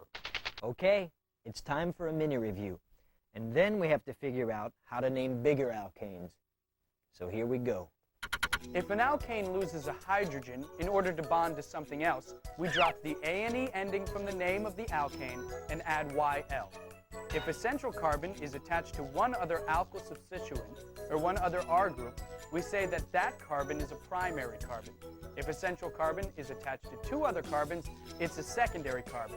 To 3 carbons, it's a tertiary carbon, and to 4 carbons, it's a quaternary carbon. The hydrogens attached to those carbons are primary, secondary, and tertiary hydrogens, respectively. Propane is an alkane with 3 carbon atoms. When propane loses a primary hydrogen to bond to something bigger, the name changes from propane to propyl. On the other hand, if propane loses a secondary hydrogen, the group's name changes from propane to isopropyl. Butane has 4 carbons. If butane loses a primary hydrogen, its name becomes butyl. If butane loses a secondary hydrogen to bond to something bigger, its name becomes sec-butyl. 2-methylpropane and butane are isomers. Isomers are different compounds that have the same molecular formulas. The common name for 2-methylpropane is isobutane. When isobutane loses a primary hydrogen in order to move on to grander things, its name changes to isobutyl. But when isobutane loses its one and only precious tertiary hydrogen, its name goes from isobutane to tert-butyl. And that's it. All right, we've covered a lot of ground there. Why not go get some fresh air? When you come back, you'll feel all refreshed, and you'll be ready to dive headfirst into naming bigger, more complex alkanes. Right. Now let's try to name a bigger, more complex molecule. Obviously, there's a lot more going on here than in the straight-chained alkanes we just looked at. This molecule is an alkane. It consists of only hydrogen and carbon, and all the bonds are single bonds, but it's a branch-chain alkane. To name alkanes of this size, we have to follow a few simple steps. The first step in naming an alkane is to find the longest continuous chain of carbon atoms in the molecule. This is trickier than it sounds. You want to make sure that you're counting the chain with the most carbons. There may be several pathways that you have to look at first to find the longest chain. Don't let the branching chains confuse you. Let's look at our molecule as we've written it. The long horizontal straight chain through the middle of this compound has 5 carbons. This chain has 6 carbons, so this could be the longest chain, but we have to be sure to check out all possible pathways, and we have to be sure we're including the branches. This chain has 7 carbons and is the longest continuous carbon chain. The longest chain in a compound is called the parent chain. This parent chain is a 7-carbon alkane, so we name it heptane. That means 7.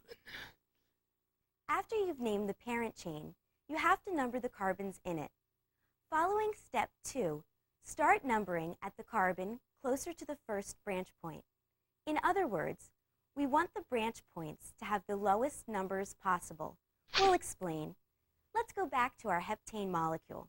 Oh, come on. Where are you? There we go. Oh, shoot. Come back here. This heptane has 2 different branches. Do you see them highlighted here? If we start numbering from the right on the long carbon chain, the first branch point will be at the 4th carbon, and the second branch point will be at the 5th carbon. If we start numbering the main chain from the left, the first branch point is at the 3rd carbon, and the second branch point is at the 4th carbon. See, the deal is to number the suckers so that the branches have the lowest number possible. Okay, so we've named and numbered the parent chain, and now we also have to name and number the branches. We're going to start referring to the branches as substituents, just like we did when we spoke of substituents bonded to a central atom. We name the substituents, or the branches off of the main chain, exactly as we would name the main chain, by counting the number of carbons. This heptane has 2 substituents. The first, which is bonded to the number 3 carbon, is CH3. It only has 1 carbon, so we know it must be some sort of methane. It only has 3 hydrogens, though, and this tells us that this methane has lost a hydrogen so that it could bond to the parent chain. We told you earlier that an alkane which loses a hydrogen is an alkyl group, and the correct name for this alkyl substituent is methyl. The methyl is attached to the parent chain at the 3rd carbon, and if you remember, when naming the alkyl substituent, we told you that you have to include the number of the carbon that the substituent is attached to on the parent chain. So, since this methyl group is attached to the parent chain at carbon 3, we name it 3-methyl. The second alkyl substituent has 2 carbons, so it's ethyl. The ethyl is attached to the 4th carbon, so we call this substituent 4-ethyl. Hey, Ethel, Yeah, Joe? didn't your name used to be ethane? Yeah, but I lost one of my hydrogens in the divorce. We're almost finished. It's time to put all of this together. After all the work we just did, we know that we have a parent chain, heptane, with 2 alkyl substituents, 3-methyl and 4-ethyl. When we name the molecule, we put the alkyl substituents first, all separated with hyphens, and then we add the name of the parent chain. Let's start with the substituents. If you have more than one substituent, as we do here, you alphabetize them and separate them with hyphens. Then you add the name of the parent chain. Voila!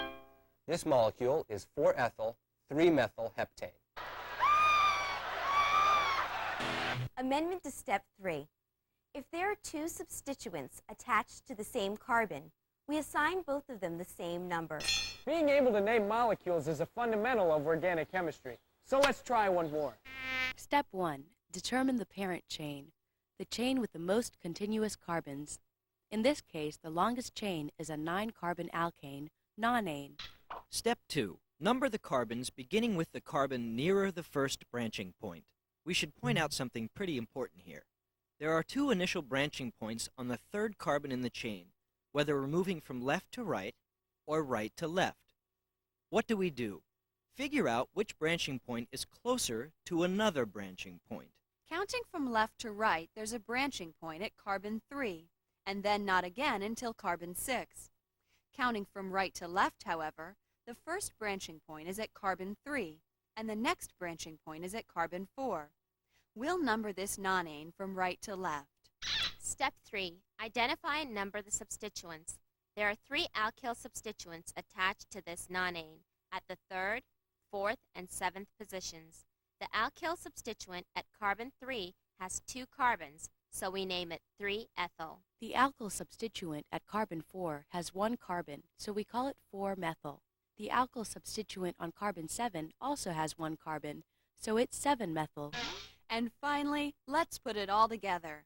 We have a parent chain, nonane, with 3 alkyl substituents, 3-ethyl, 4-methyl, and 7-methyl. We write the substituents in alphabetical order and separate them with hyphens. 2 of the substituents are methyls, but we don't want to write them twice. That would be way too wordy. Instead, we'll use a prefix to indicate how many methyls we have. In this instance, we'll use the prefix di because there are 2 methyls. If there were 3 methyls, we would use the prefix tri. And if there were 4 methyls, we would use the prefix tetra. So in this instance, the 2 methyls become 4,7-dimethyl. There are a few little extra rules you have to follow that we should mention here. Use commas to separate numbers, and use hyphens to separate numbers from the substituent names. Also, we told you that when there are 2 or more substituents, you should alphabetize them. When you use prefixes such as di or tri, however, alphabetize the substituents by the main name of the substituent, not by any prefixes the substituents may have. And finally, the name of the compound is 3-ethyl 4,7-dimethylnonane. Okay, so now we know how to name alkanes with long carbon chains. But sometimes the carbons of a molecule will be arranged in rings instead of in long chains. What then? If the carbons of an alkane are arranged in a ring, we call that alkane a cycloalkane. It's in a ring, so it cycles. See? Cycloalkanes. See ya! Cycloalkanes are rings of CH2 units. The basic formula for a cycloalkane is CnH2n. As usual, N equals the number of carbons in the molecule. Naming these cycloalkanes is really easy. Remember all those names we just learned for chains of alkanes? Propane, butane, pentane? Well, those same names are going to apply here, only we're going to add the prefix cyclo. For example, a ring with 3 carbons is cyclopropane, a ring with 4 carbons is cyclobutane, and a ring with 5 carbons is cyclopentane. Cyclopropane! Cyclobutane! Cyclopentane! By far, the most common cycloalkane is the 6-carbon ring cyclohexane. Remember it, nature loves it. When you draw a cycloalkane, a good shorthand that chemists use is simply to draw a polygon. A triangle for cyclopropane, a square for cyclobutane, a pentagon for cyclopentane, a hexagon for cyclohexane, and so on. You don't even have to include atomic symbols when you draw simple cycloalkanes, because we've already told you that each corner of whatever polygon you just drew will contain a CH2 unit. But don't forget, unless something is specifically written in on one of the carbons, there are 2 hydrogens there. Just a little while ago, we looked at straight-chained alkanes with alkyl substituents. These substituents were alkyl groups because they themselves were alkanes which had lost a hydrogen in order to attach to the main chain alkane. Cycloalkanes are no different. They can have alkyl substituents as well. Organic chemists call these cycloalkanes with alkyl substituents alkyl substituted cycloalkanes to indicate that the main component of the molecule is a cycloalkane and that this cycloalkane has at least one alkyl substituent. Real quickly, let's name some alkyl substituted cycloalkanes. There are only 2 steps to naming cycloalkanes. Step 1. Count the number of carbons in the cycloalkane ring and count the number of carbons in the largest substituent. If the cycloalkane has more carbons than the largest substituent, we would name that molecule a cycloalkane with an alkyl substituent. But if the largest substituent has more carbons than the cycloalkane, we name the molecule as an alkane with a cycloalkyl substituent. Do you see the difference? The wording and order are important because they indicate which component of the molecule is the main component. Let's look at an example. Step 1 says we should count the number of carbons in the cycloalkane, and then count the number of carbons in the largest substituent. This ring has 5 carbons, and is therefore a cyclopentane. Its alkyl substituent has 1 carbon and is a methyl group. Groovy. So we've got a methyl group and a cyclopentane. This cycloalkane has more carbons than its substituent, so this molecule is an alkyl substituted cycloalkane, and we have to name it accordingly. We would name this molecule methyl cyclopentane. But take a look at this molecule. The cycloalkane has 3 carbons. The largest substituent is an alkane with 4 carbons. The largest substituent has more carbons than the cycloalkane, so the substituent is actually the main component, and the cycloalkane is its cycloalkyl substituent. In other words, this molecule is a cycloalkyl substituted alkane. The cycloalkyl substituent has 3 carbons, so we name it cyclopropyl. The main alkane has 4 carbons and is butane. Put it all together and we have cyclopropyl butane. Cyclopropyl butane.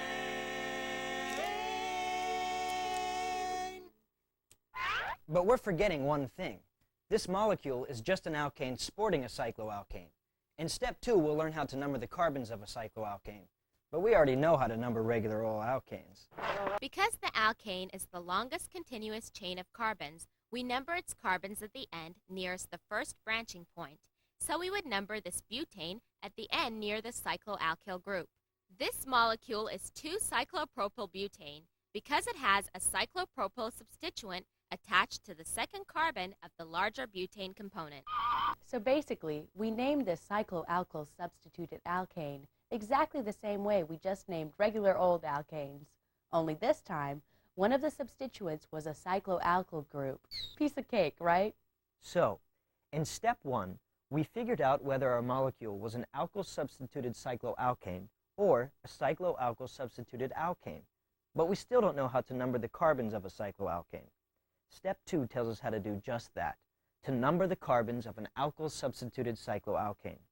The last example we looked at was a cycloalkyl-substituted alkane. So we were dealing with an alkane with a cycloalkyl substituent. And as we know, when we name alkanes, we number the carbons in the longest continuous chain, beginning with that end of the chain closest to the first branching point. The same thing applies when the carbons are in rings. When numbering the carbons in a cycloalkane, start at the first carbon that has a substituent attached to it. If there are 2 identical substituents, we number the ring so that each of the substituents has the lowest possible number. Let's look at an example. The cycloalkane here has 6 carbons and the 2 substituents have 1 carbon each. This molecule is an alkyl-substituted cycloalkane because the cycloalkane has more carbons than the individual substituents. The carbon ring has 6 carbons and is therefore cyclohexane. The 2 substituents each have 1 carbon and are both methyls. Remember, when there are 2 or more identical substituents, we use prefixes, so these 2 methyls become dimethyl. Now all we need to do to put this whole name together is number the carbons. We start numbering at one of the substituents and number around the ring so that the 2 substituents will both have the lowest numbers possible. In this instance, we'll start numbering at either one of the methyl substituents, and then we'll just continue to number around the ring clockwise, so the 2 methyl groups have the lowest numbers possible. We have a methyl group at carbon 1 and another methyl group at carbon 3. So we call the 2 methyls dimethyl, and all together we call them 1,3-dimethyl. This molecule is 1,3-dimethylcyclohexane. Notice here that it doesn't matter whether you number clockwise or counterclockwise, as long as the substituents are numbered with the lowest number possible. We'll just number clockwise. I got it! Dimethylhexane. Love naming organic molecules? Good at it? Why not put your skills to the test in the new game from Organico, Organic Chemistry Scrabble? Yes, it may not be a very fast-paced game, but the point totals sure are high. Play Organic Chemistry Scrabble today, new from Organico. If 2 or more different substituents are present, we start numbering the carbons at that substituent, which is first alphabetically, and then number around the ring so that each substituent has the lowest possible number. Let's name one more huge, complicated cycloalkane and be done with it. Gigantomolecule. Before we even begin to name this molecule, we should address something here. You may have noticed that one of the substituents on this cycloalkane is a chlorine atom. Halogens like chlorine and bromine are also substituents at times, and they are treated like alkyl groups when naming molecules. When they are substituents, we use the names chloro and bromo to indicate that they are attached to a larger component. This cycloalkane has 5 carbons, so it's a cyclopentane. The cyclopentane has more carbons than any of the substituents, and this molecule is therefore an alkyl-substituted cycloalkane. Now we need to take a look at each of the substituents so that we may identify, alphabetize, and number them. The first substituent we encounter is the halogen chlorine. The next substituent has 1 carbon and is a methyl. The third substituent has 2 carbons and is an ethyl. Now that we've identified each of the substituents, we need to number the carbons in the cyclopentane. Chlorine ranks first alphabetically, and therefore the carbon it's attached to will be numbered 1. Continuing around clockwise, we find a methyl group at the second carbon and an ethyl group at the third carbon.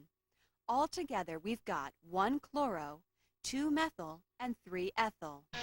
Remember, when you list the names of the substituents in the final name of the molecule, you have to list them in alphabetical order.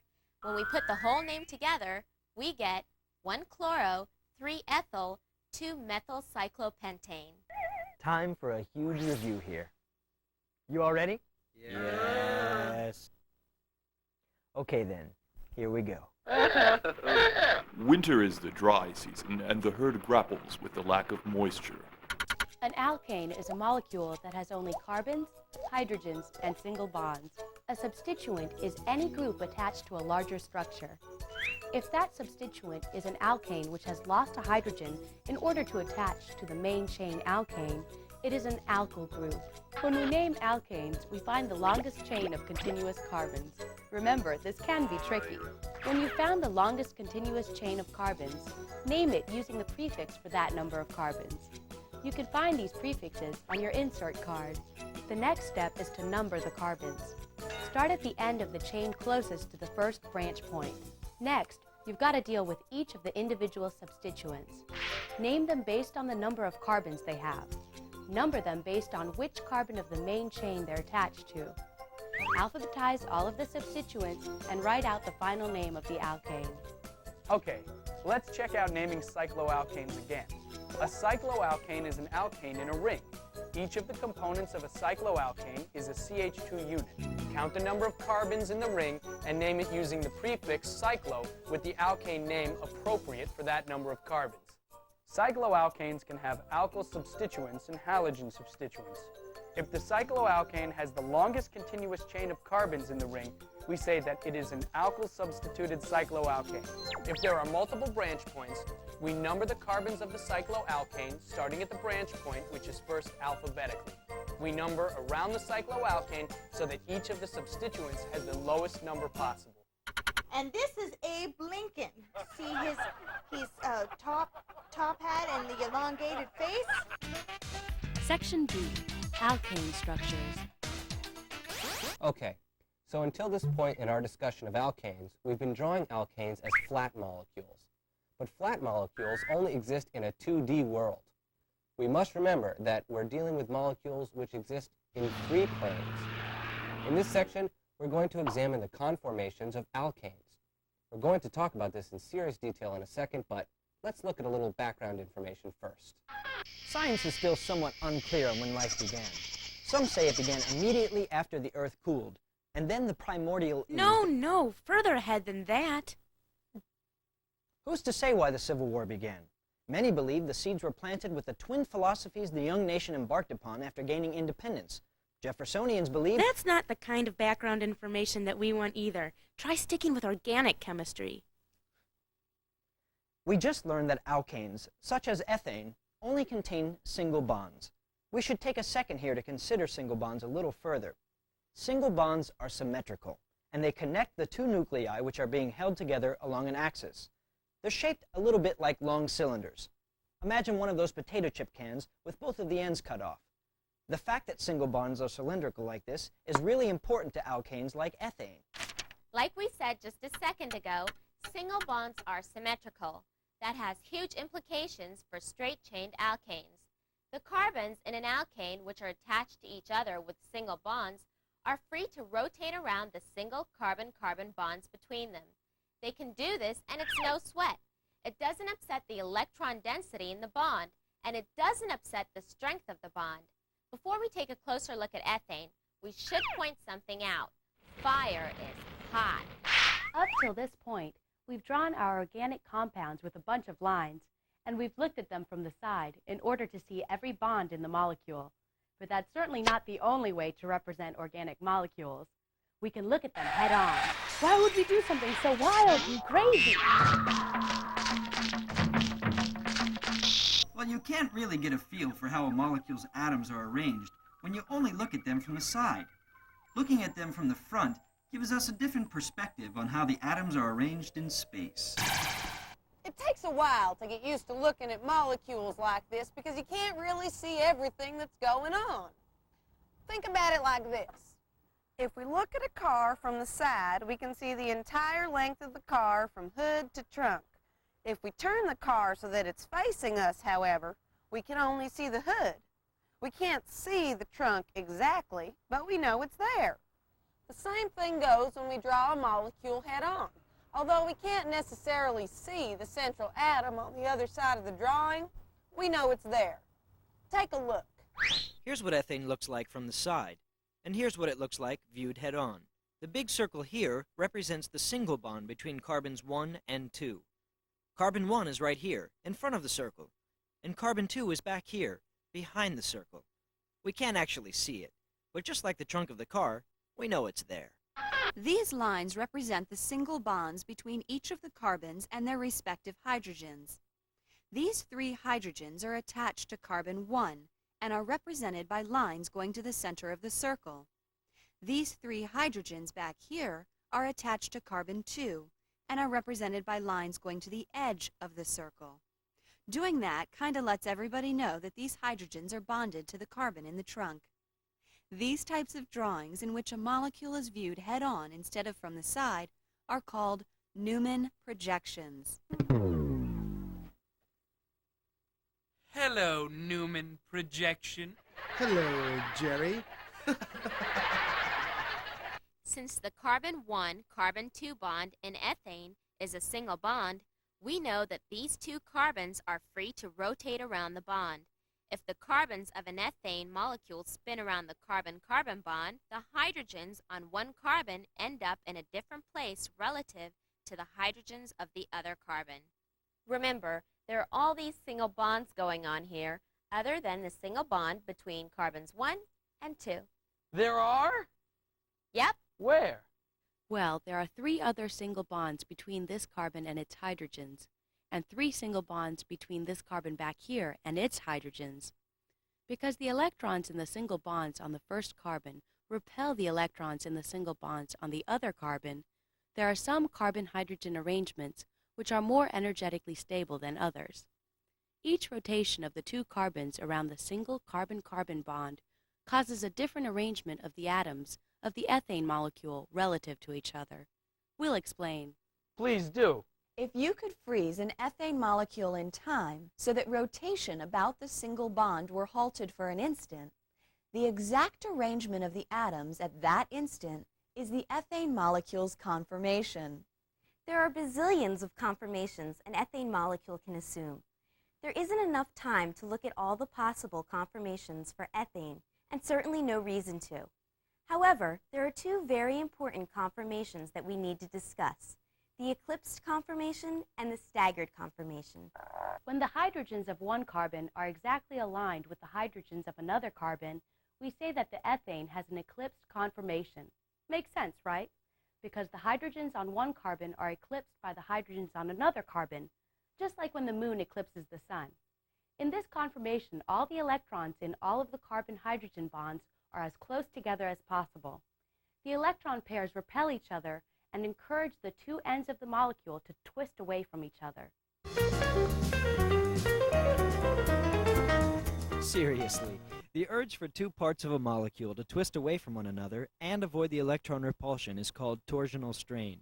The ethane molecule requires extra energy to overcome this torsional strain and maintain this eclipsed conformation. The amount of energy it takes for the molecule to maintain this eclipsed conformation is part of its potential energy. Check out this graph. I'm checking out this graph.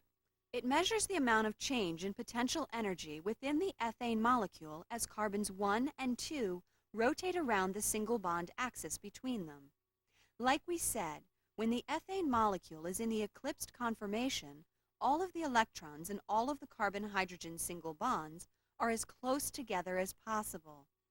Since it takes extra energy for ethane to stay in this conformation, the potential energy within the system is at an energy maximum. But the ethane molecule wants the least potential energy within it as possible.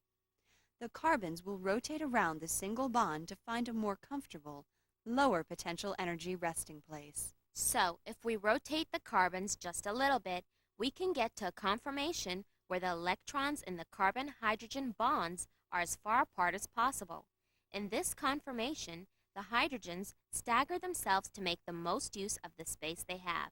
This is called a staggered conformation, and it means that the hydrogen-carbon-hydrogen bond angle on one carbon is bisected by a hydrogen-carbon bond on the other carbon. Do you see that going on here? Staggered arrangements like this impose the least torsional strain on the molecule, and the molecule, therefore, doesn't have to expend as much energy to maintain this conformation. In fact, it's the lowest energy conformation for ethane. The potential energy within the system is at a minimum. This is the molecule's favorite conformation. Butane is really similar to the ethane we just looked at, except that it has 2 more carbons. Butane with 4 carbons has more carbon-carbon bonds which rotate relative to each other. Like ethane, each of the carbon-carbon bonds will have some staggered and some eclipsed conformations. We're dealing with 4 carbons when we speak of butane, so we should number them so we don't get confused. The first carbon is part of the first methyl group. The second and third carbons are the central carbons. They are each bonded to a methyl, to 2 hydrogens, and to each other. Carbon 4 is part of the second methyl group, and it's bonded to carbon 3. If we rotate around the bond between the second and third carbon atoms, the 2 methyl groups will eventually come very close to one another in an eclipsed conformation. As with ethane, this eclipsed conformation will have a lot of torsional strain, and the potential energy of the molecule will be at a maximum. Methyl groups are much larger than hydrogen atoms, so they repel one another with a force great enough to induce even more torsional strain than the hydrogens in the ethane molecule. Actually, the forces at work here are called van der Waals repulsions. These occur when 2 bulky objects with a lot of electron density are in proximity to one another. The forces are even stronger than the electron repulsion forces that occur between 2 neighboring hydrogens. The eclipsed conformation of butane has a lot of strain due to van der Waals repulsion forces and torsional strain, and the potential energy of the molecule is really high. As we continue to rotate further, the methyl groups move apart, the van der Waals repulsions decrease, the torsional strain within the molecule decreases, and the potential energy of the molecule also decreases. The atoms are now staggered, but the 2 methyls aren't as far apart from each other as they could be. They're sort of just offset from one another. In this arrangement, the potential energy is lower than the eclipsed conformation, but the system is not at the lowest energy minimum because the methyl groups aren't as far apart from one another as possible. To be exact, the methyl groups are 60 degrees apart. This is an awkward arrangement called a gauche conformation. Gauche is the French word for left or awkward. If we rotate around the carbon 2, carbon 3 bond, each of the methyl groups will eventually line up with one of the hydrogens on the adjacent carbon, forming a different sort of eclipsed conformation. The van der Waals repulsion, torsional strain, and potential energy of the molecule will increase from the gauche conformation, but the molecule won't have as much potential energy as in the first eclipsed conformation, where the methyl groups were directly opposite one another and the van der Waals repulsion forces were highest. The carbon will continue to rotate until the 2 methyl groups are as far apart as possible, with the 2 methyls pointing in opposite directions. This is called the anti-conformation, and the methyl groups are 180 degrees apart, as far apart as possible. The anti-conformation is the most stable arrangement, with the least torsional strain and potential energy of all possible conformations. When a molecule assumes the anti-conformation, van der Waals repulsion forces are minimized, torsional strain is at a minimum, and the potential energy of the molecule is at a minimum. All other alkanes, no matter how complex, can be looked at in the exact same way we just did for ethane and butane. Remember that what we're really trying to do is determine the most energy-efficient arrangement for the molecule, the conformation with the least van der Waals repulsions, the least torsional strain, and therefore the lowest potential energy. Section C, cycloalkane structures. All right, so now we're all squared away with the conformations of straight-chained alkanes. But what about the conformations of cycloalkanes? The carbons in these molecules can't completely rotate around a carbon-carbon single bond, like we just saw straight-chained alkanes do. To do that, cycloalkanes would actually have to break the carbon ring open, energetically unfeasible. Our writers have determined that a joke is necessary here, but can think of nothing funny about energetic unfeasibility. It certainly is ripe, isn't it? Now, back to our program. Actually, because cycloalkanes are in rings, and because breaking open the carbon ring is energetically unfeasible, their conformations are a little easier to figure out. Let's take a look at cyclohexane. On paper, cyclohexane is shaped like a hexagon. If you flash back to your high school geometry class, I know it's painful, but try, you'll probably remember that any six-sided polygon has 6 internal angles which equal 120 degrees. But remember, we're not living in a 2D world. Cyclohexane isn't flat. The carbons of cyclohexane are sp3 hybridized, remember? Way earlier in the tape, we told you that the orbitals which formed an sp3 hybridized carbon are pointing toward the corners of a tetrahedron. And because the orbitals are pointing toward the corners of a tetrahedron, and because the bond angles within a tetrahedron are 109.5 degrees, then the bond angles in an sp3 hybridized carbon are all around 109 degrees as well. Do you remember all that? When we put two carbons together and make an ethane molecule, the hydrogen-carbon-hydrogen angles and the hydrogen-carbon-carbon angles are all around 109 degrees. This happens because the orbitals of an sp3 hybridized carbon are pointing towards the corners of a tetrahedron. We're going somewhere with this. If we add another carbon to our ethane chain, we get propane. Check out how the carbons are arranged in relation to one another. The 3 carbons here that make up the propane molecule aren't in a straight line.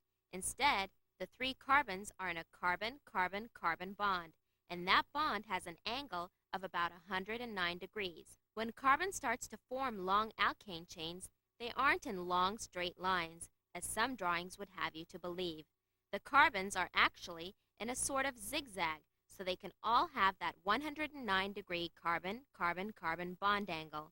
So, what does any of this have to do with the conformation of the 6-carbon ring cyclohexane?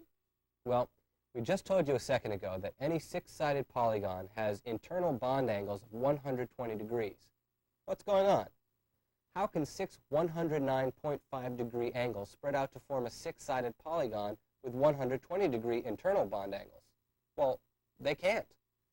That couldn't happen because the 109-degree angles would have to stretch out to 120 degrees, which would put way too much strain on each of the bonds. But what we're forgetting is that would only happen if all of the carbon atoms in cyclohexane were in one plane, which we know they aren't.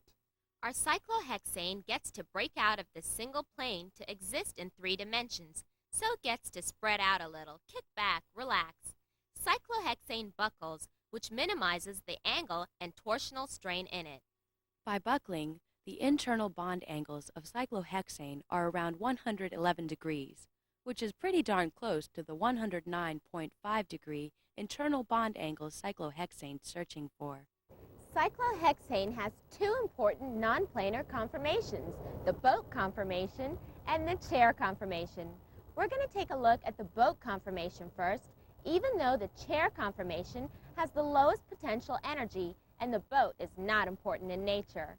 The chair is cyclohexane's preferred conformation. In the boat conformation, the 2 carbons on opposite sides of the cyclohexane ring are either above or below the other 4 carbons. Do you see how it kind of looks like a boat? When carbons 1 and 4 are raised like this, it's almost like 2 of their hydrogens are sitting up facing each other. These hydrogens create a kind of van der Waals repulsion. We already know that 2 repellent groups aren't going to get along, and making these 2 hydrogens face each other is only going to make things worse. So, all cyclohexane knows is its hydrogens are fighting. It's sick of the bickering. There's way too much potential energy and torsional strain along the edges of the boat for the boat-shaped cyclohexane to cope with. So what's the poor boat-shaped cyclohexane to do? It jumps ship, hits land, and stretches out in a huge, comfy lounge chair. The chair conformation is by far the most comfortable and lowest potential energy conformation for cyclohexane. In this conformation, carbon 1 remains raised above the other carbons, but carbon 4 heads south. I guess you're supposed to imagine that the raised carbon 1 is the back of a lounge chair, and the lowered carbon 4 is the footrest. Hey, cut them some slack. They're organic chemists. So technically, in the chair conformation, two opposite carbons are pushed out of the plane of the other four carbons, but now they're pointed in opposite directions. The hydrogens on each carbon are now as far from each other as possible, and there's minimum torsional strain along the edges of the ring. This is the lowest possible potential energy conformation for the molecule. The angle between each of the carbons is around 109 degrees, the hydrogens are getting along, and everything is just peachy. In fact, this chair conformation is so comfortable and so stable a conformation for cyclohexane that it's really no wonder that cyclohexane is the most abundant ring system in nature. This is due to the fact that cyclohexane is practically strain-free. How do you ask? Well, if you look really closely at the Newman projection of cyclohexane in a chair conformation, you'll see that each of the carbons and their respective hydrogens are perfectly staggered. And there's practically no angle strain either, because the bond angles are all pretty close to 109 degrees. The tetrahedral geometry of sp3 hybridized carbons can be kept undistorted in the chair conformation. How's your tetrahedral geometry? Fine, fine, fine. How's your torsional strain? Low, thanks. Okay, so now we know that cyclohexane favors the chair conformation. When it does so, its hydrogens can be in one of two possible orientations on the ring. The hydrogens can be in either the axial position or the equatorial position. Before we get into this, let's take a closer look at the chair conformation for cyclohexane. The chair conformation has a ring axis which runs vertically through the center of the chair, or through the ring of carbons which forms the seat of the chair. The cyclohexane also has a ring equator which, similar to the equator around the Earth, horizontally encircles the ring of carbons in the seat of the chair. When the hydrogen-carbon bonds of the cyclohexane ring are resting parallel to the ring axis, we say the hydrogens are in the axial position, and the bonds between the hydrogens and the carbons are called axial bonds. Firstly, when the hydrogen-carbon bonds are parallel to the ring equator, we say the hydrogens are in the equatorial position, and we call the bonds between the hydrogens and carbons equatorial bonds. You can think of cyclohexane like the Earth, which has an axis running vertically through its center and an equator which circles its middle. Therefore, 3 of the axial hydrogens will point up, and the other 3 will point down. When we put it all together, the 6 carbons alternate north and south facing axial hydrogens. The 3 axial hydrogens on carbons 1, 3, and 5 will point north, and the 3 axial hydrogens on carbons 2, 4, and 6 will point south. The 6 equatorial hydrogens point out from the cyclohexane molecule. Okay, so now we have this totally stable cyclohexane. Groovy! But what if we throw a substituent like methyl into the mix? How would cyclohexane cope? Let's check it out.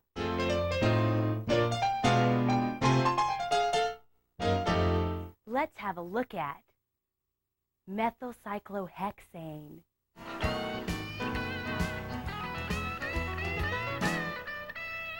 One of the hydrogens on a carbon of cyclohexane has been replaced with a methyl group, CH3. Let's say that this methyl group is initially in the axial position, like it is here. In this methylcyclohexane, the methyl group is attached to a carbon of the cyclohexane through a carbon-carbon single bond. On this molecule, the methyl is on carbon 1 in an axial position, resting parallel to the axial hydrogens on carbons 3 and 5. So now the hydrogens across the ring and the methyl group are all in each other's faces. No way these babies are ever going to get along. So, the potential energy of the entire molecule is increased. The strain is called a diaxial interaction, and it occurs when a group other than hydrogen is in an axial position. The methyl on carbon 1 is way too bulky to stay in the axial position up there with the other two hydrogens. So, what does this form of methyl-cyclohexane do? If you said throw a tantrum, sorry, you're wrong. Having this large methyl group up there with all the other axial hydrogens increases methyl-cyclohexane's potential energy enough to convince it to try to find a more comfortable conformation. If the methyl substituent were resting in an equatorial position, methyl-cyclohexane would be much happier because this would get rid of the diaxial repellent interaction between the hydrogens and the methyl group. Methyl-cyclohexane could reach its lifelong goal and achieve its most energetically efficient conformation if it could somehow get this bulky methyl group away from those pesky axial hydrogens. The ideal situation is to have the methyl group on an equatorial bond sticking out from the molecule. But how's it going to do that? Well, just like ethane, a rotation around the carbon-carbon bond will occur, getting the molecule down to a lower energy conformation. One end of the molecule moves down and the other end moves up in what is called a ring flip.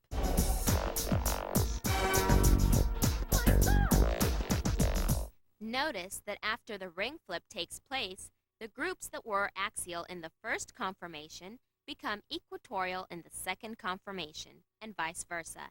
Thus, the axial methyl group becomes an equatorial methyl group. This ring flip lowers the potential energy of the entire molecule. When cyclohexane does a ring flip, the back of the lounge chair becomes the footrest, and vice versa. We're almost finished with the conformations of cycloalkanes, but we need to talk about a few more things. The automated teller machine is a miracle of convenience. But don't let this facade of facility cloud your vision. An ATM is also a very dangerous place.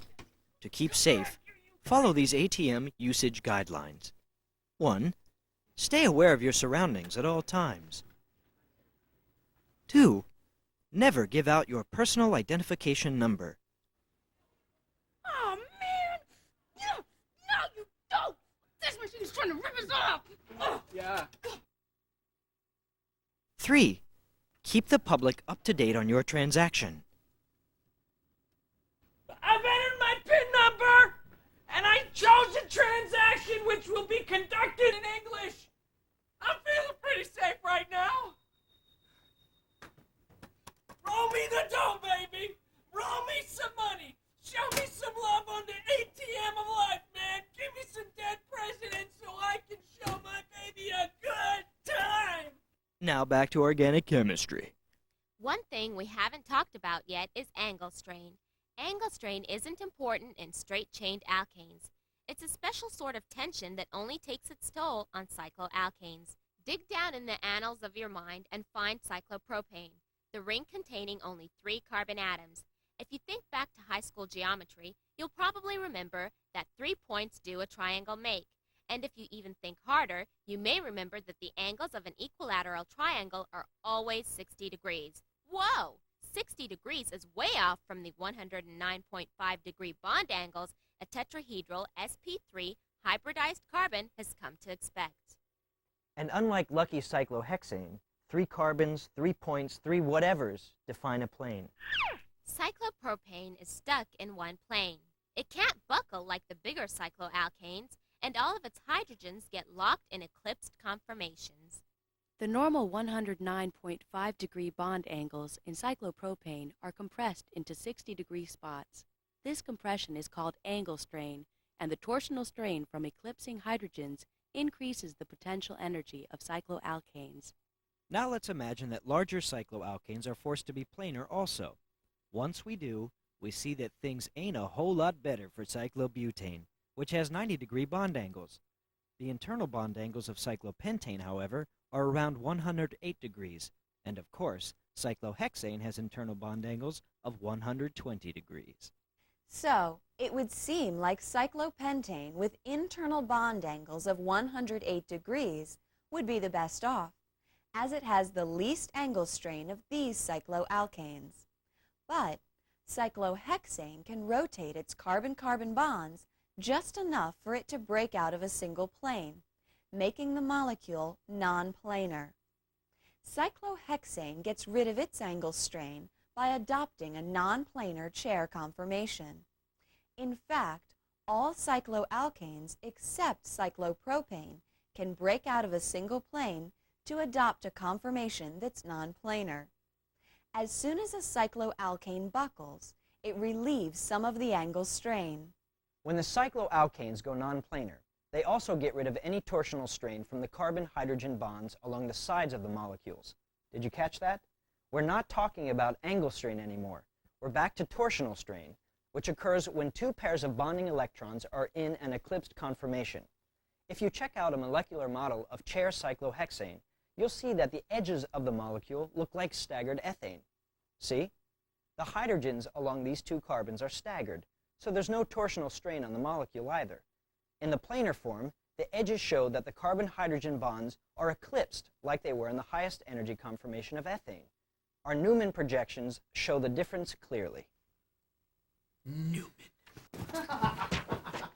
So, by busting out of a single plane, a cycloalkane reduces angle strain or torsional strain, or both. Cool, huh? But poor cyclopropane, it's just stuck in one plane. It's practically busting at the seams with angle and torsional strain. Cyclopropane, therefore, has the highest potential energy of any cycloalkane. Cyclopropane wants out of this conformation so badly it will burst open and undergo a chemical reaction the first chance it gets. Cyclopropane undergoes chemical reactions that none of the non-planar cycloalkanes would ever stoop to participate in. They're a bunch of snobs.